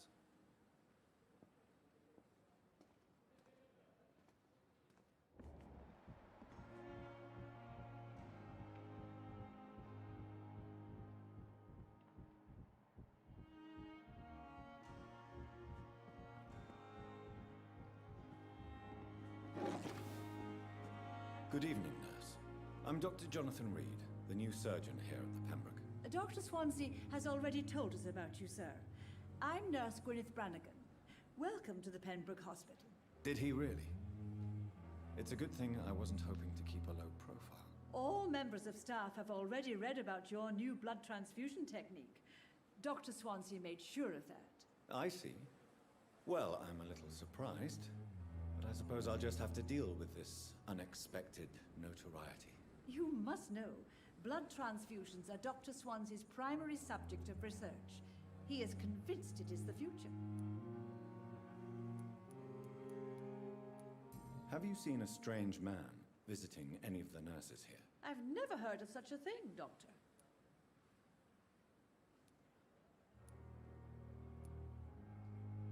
Do you know if any of the hospital staff have criminal backgrounds? The people who work here all come from very different backgrounds, Doctor. Just like the patients.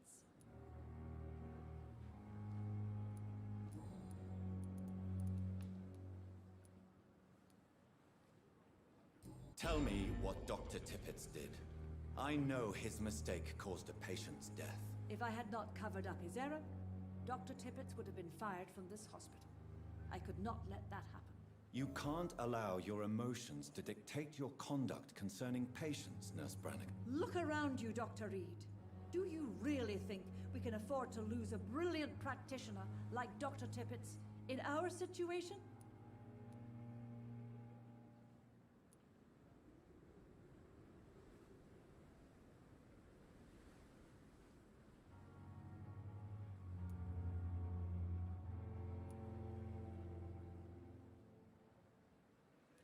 To clear Dr. Tippett's name must be the decision of Dr. Swansea. You can't take matters into your own hands. I respect Dr. Swansea's authority and management, but he's no idea what happens here on a daily basis. I did what I had to do. Why does Dr. Tippett claim you're the main reason he keeps working, despite his fatigue? If it wasn't for him, I probably would have left the Pembroke years ago. Dr. Tippett does not think of you as just a nurse anymore, does he? If you're suggesting he's not taking my gender into consideration when it comes to medical practice and knowledge, I really hope he doesn't.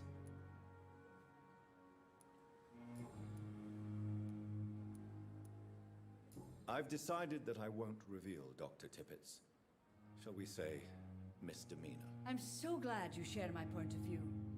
Dr. Tippett is a brilliant practitioner. We most definitely need his know-how. I hope you're right. This is a huge risk we're taking. Dr. Tippett must regain his confidence. Please, keep this decision between you and me. He doesn't need to know you found out.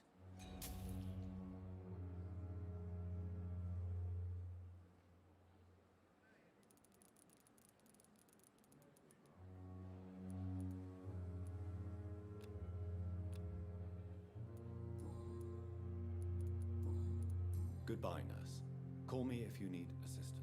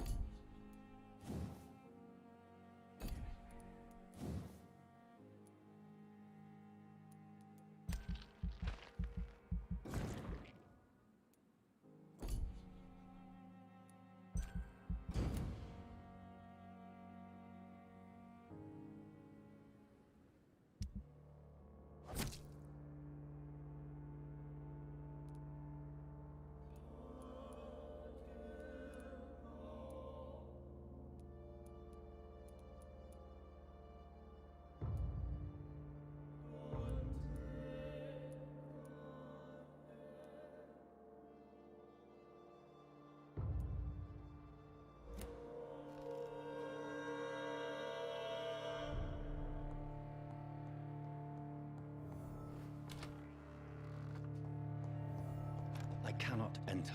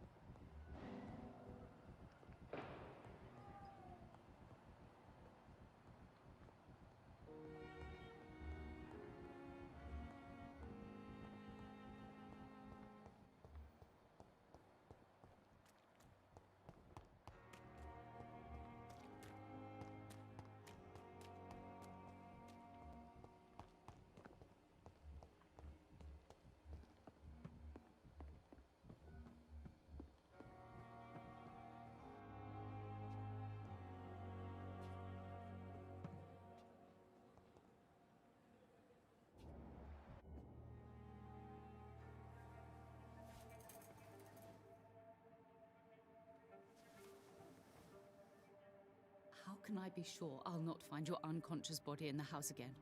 I promise you, you'll not find my unconscious body. For God's sake, how can you say such a thing? How can you refuse to listen? I tried to warn you for so long. No, I won't let my only son die. You promised me you'll stay alive. Your son lied to you, like the whole world lies to us.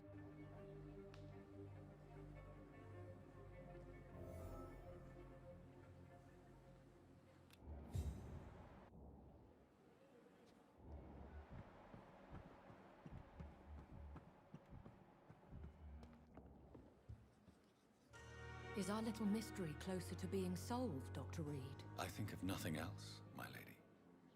My situation is delicate, and it occupies all my thoughts. The blackmail must stop. I need assurance.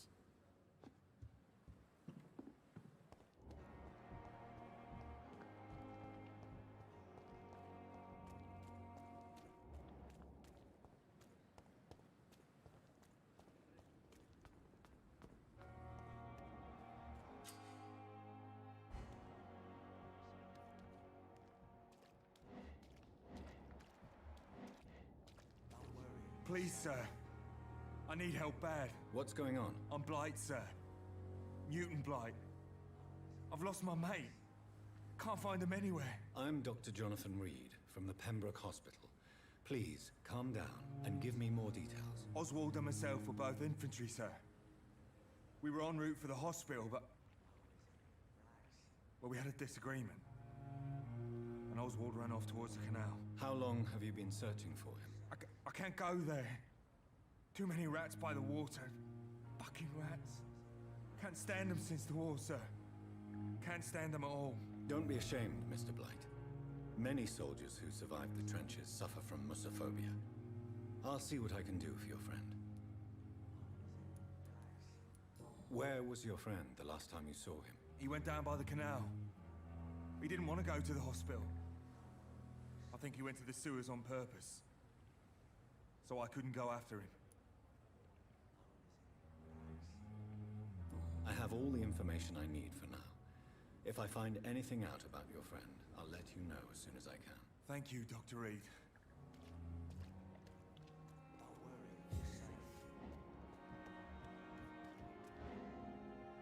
You're sure you don't come back with me? Nah, I have to see someone at the hospital. Be careful.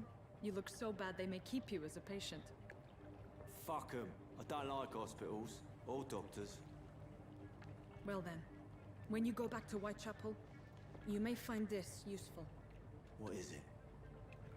A pass for a free medical exam by the best nurse available. Just read it. I don't read well, but thank you, I guess.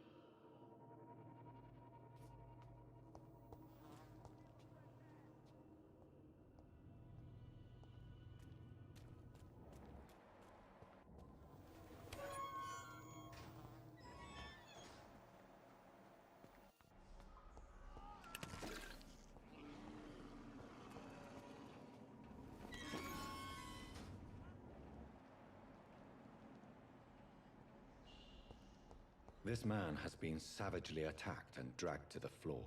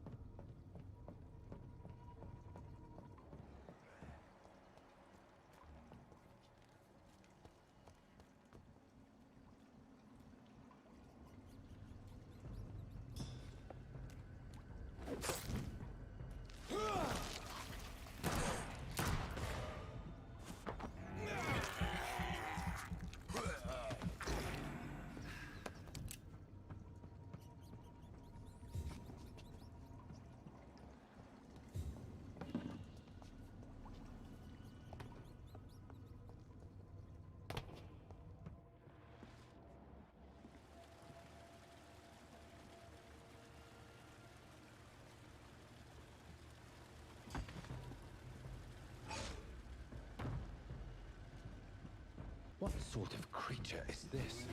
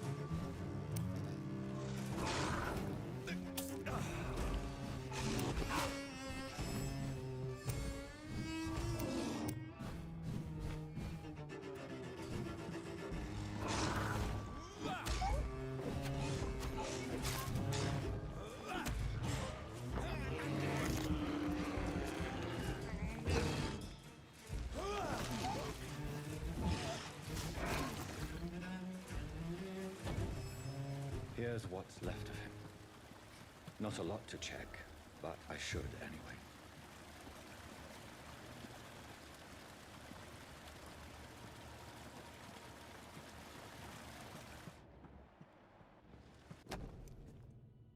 Some voucher for a free checkup in Whitechapel. What is Nurse Crane up to? I really must find her.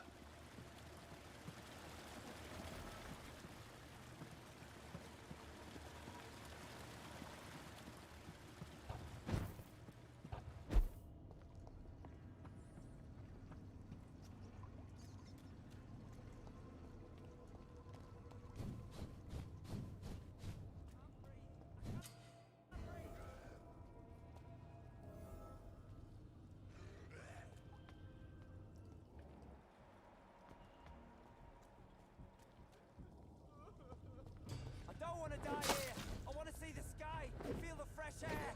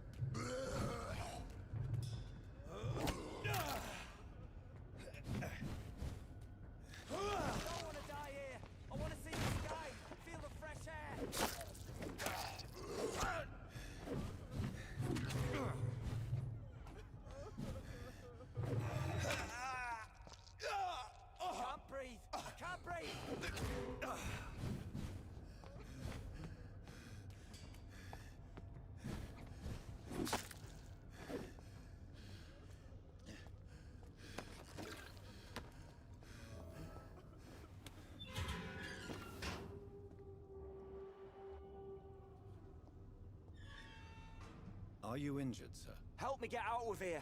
I need to get out. I'm Dr. Reed, and I'd be glad to help you, but you must calm down first. Please, take a deep breath and tell me your name. Okay. I'm Oswald Thatcher. Please, I need to get out. Mr. Thatcher, your friend Newton sent me to help you. Do you remember him? Yes, I do. Good. Now leave this place and enjoy the cool night air. It's quite invigorating. I'm sure you'll feel better if you do.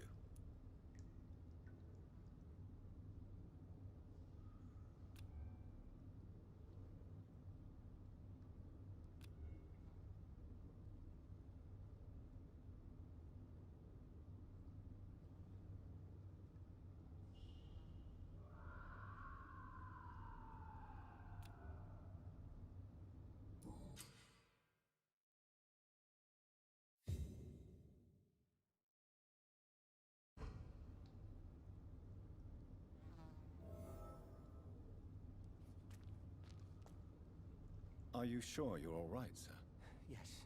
Yes, I'll be. As soon as I can see the sky again.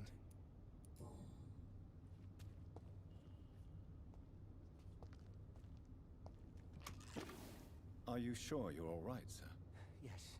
Yes, I'll be. As soon as I can see the sky again.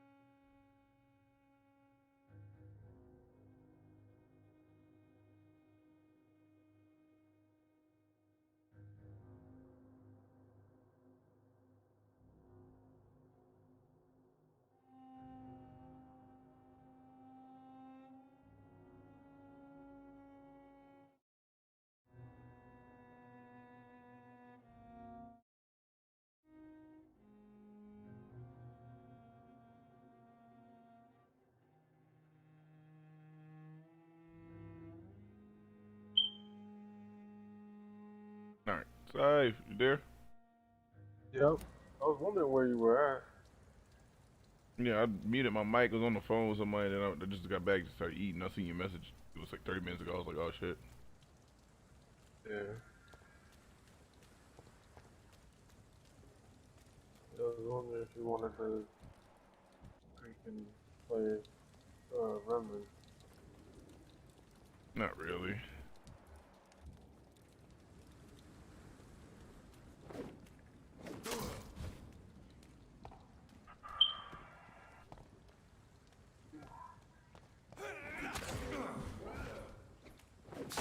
So what the hell this is on? The price is in the store?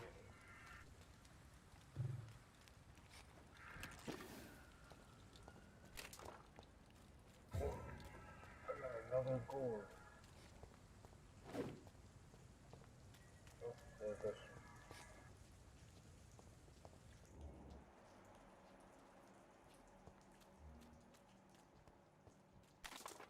Stop giving me 2 cursed weapons. I don't want them. Throw 1 in there, maybe.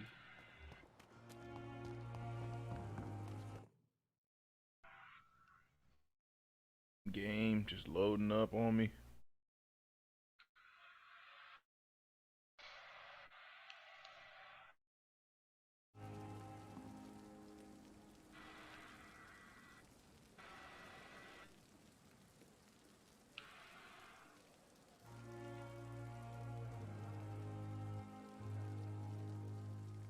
Hold on.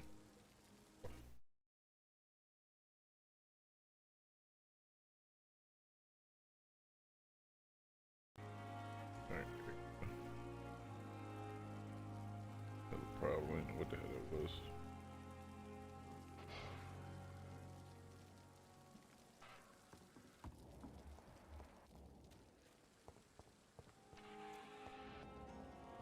Way over here.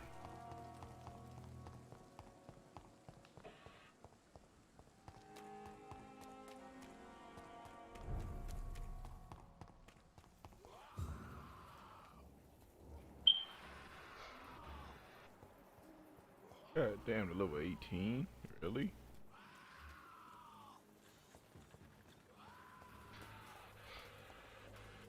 Yes. Indubitably. This is no place for a gentleman.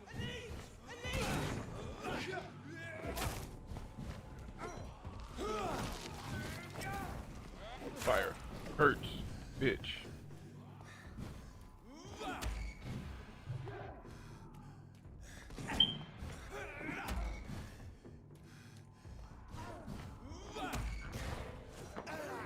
That bite.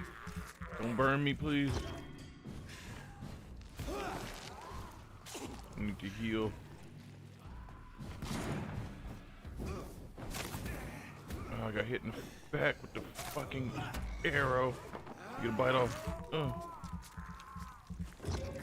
Boy. Heal, please. Before your ass.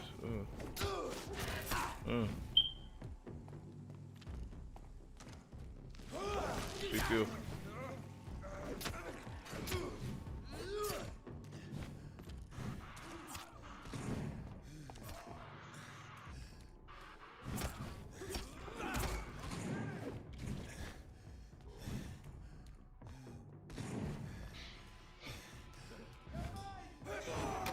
Oh, he stabbed me. I tried to dodge.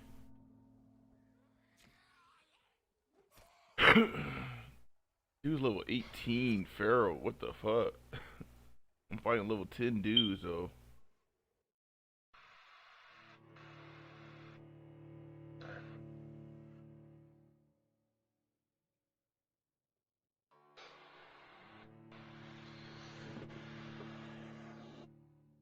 Should have used him to attack them. So should have did. He was so high level. I didn't think about that.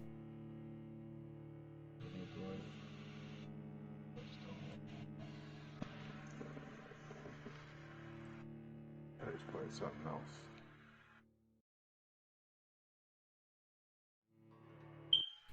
Apex.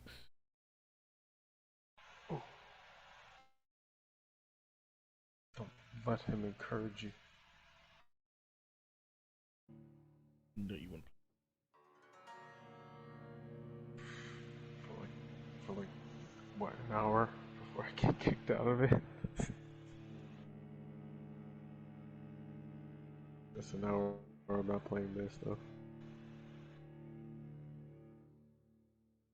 I've been just doing this story, trying to figure this. This game takes so long to do this story. Yeah. This game is like almost like a 10-hour game. Hours. No, the story is like around 50 hours. It says if you. Really? Yeah. Yeah, Blunt played through the whole damn. thing twice. Supposed to be like around a 50-hour game. I didn't think of it that big. I don't think it's that big. It's just a lot of dialogue. Yeah, there's a lot of dialogue, but you can push through it if you want to. Yeah. That's usually how they put it with games like that. Put a nice story. Most people won't pay attention to it. Yes. And then it goes completely replaced.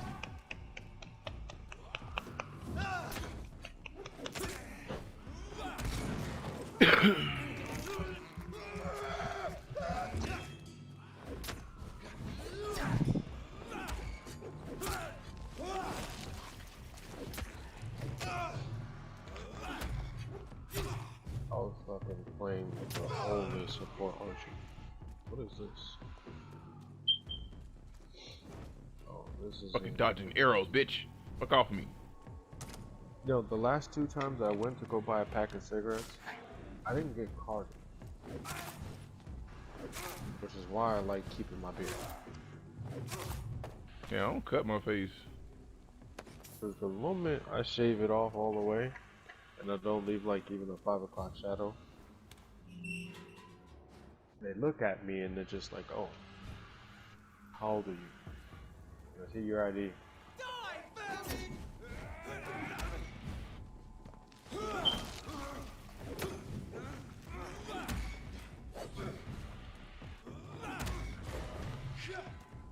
One of y'all gotta get bit. Come here.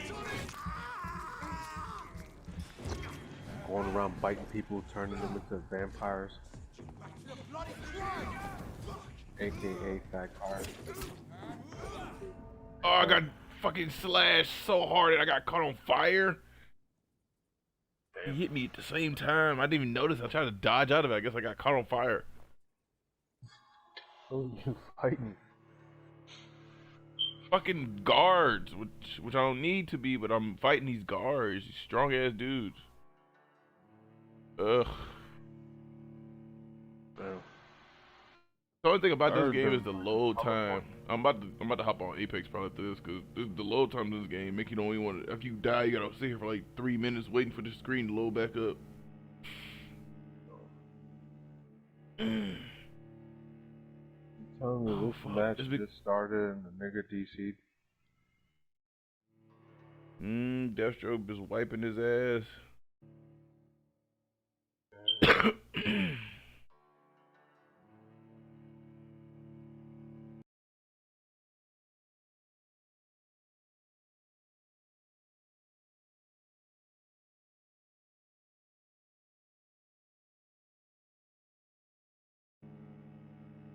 My game taking a shit.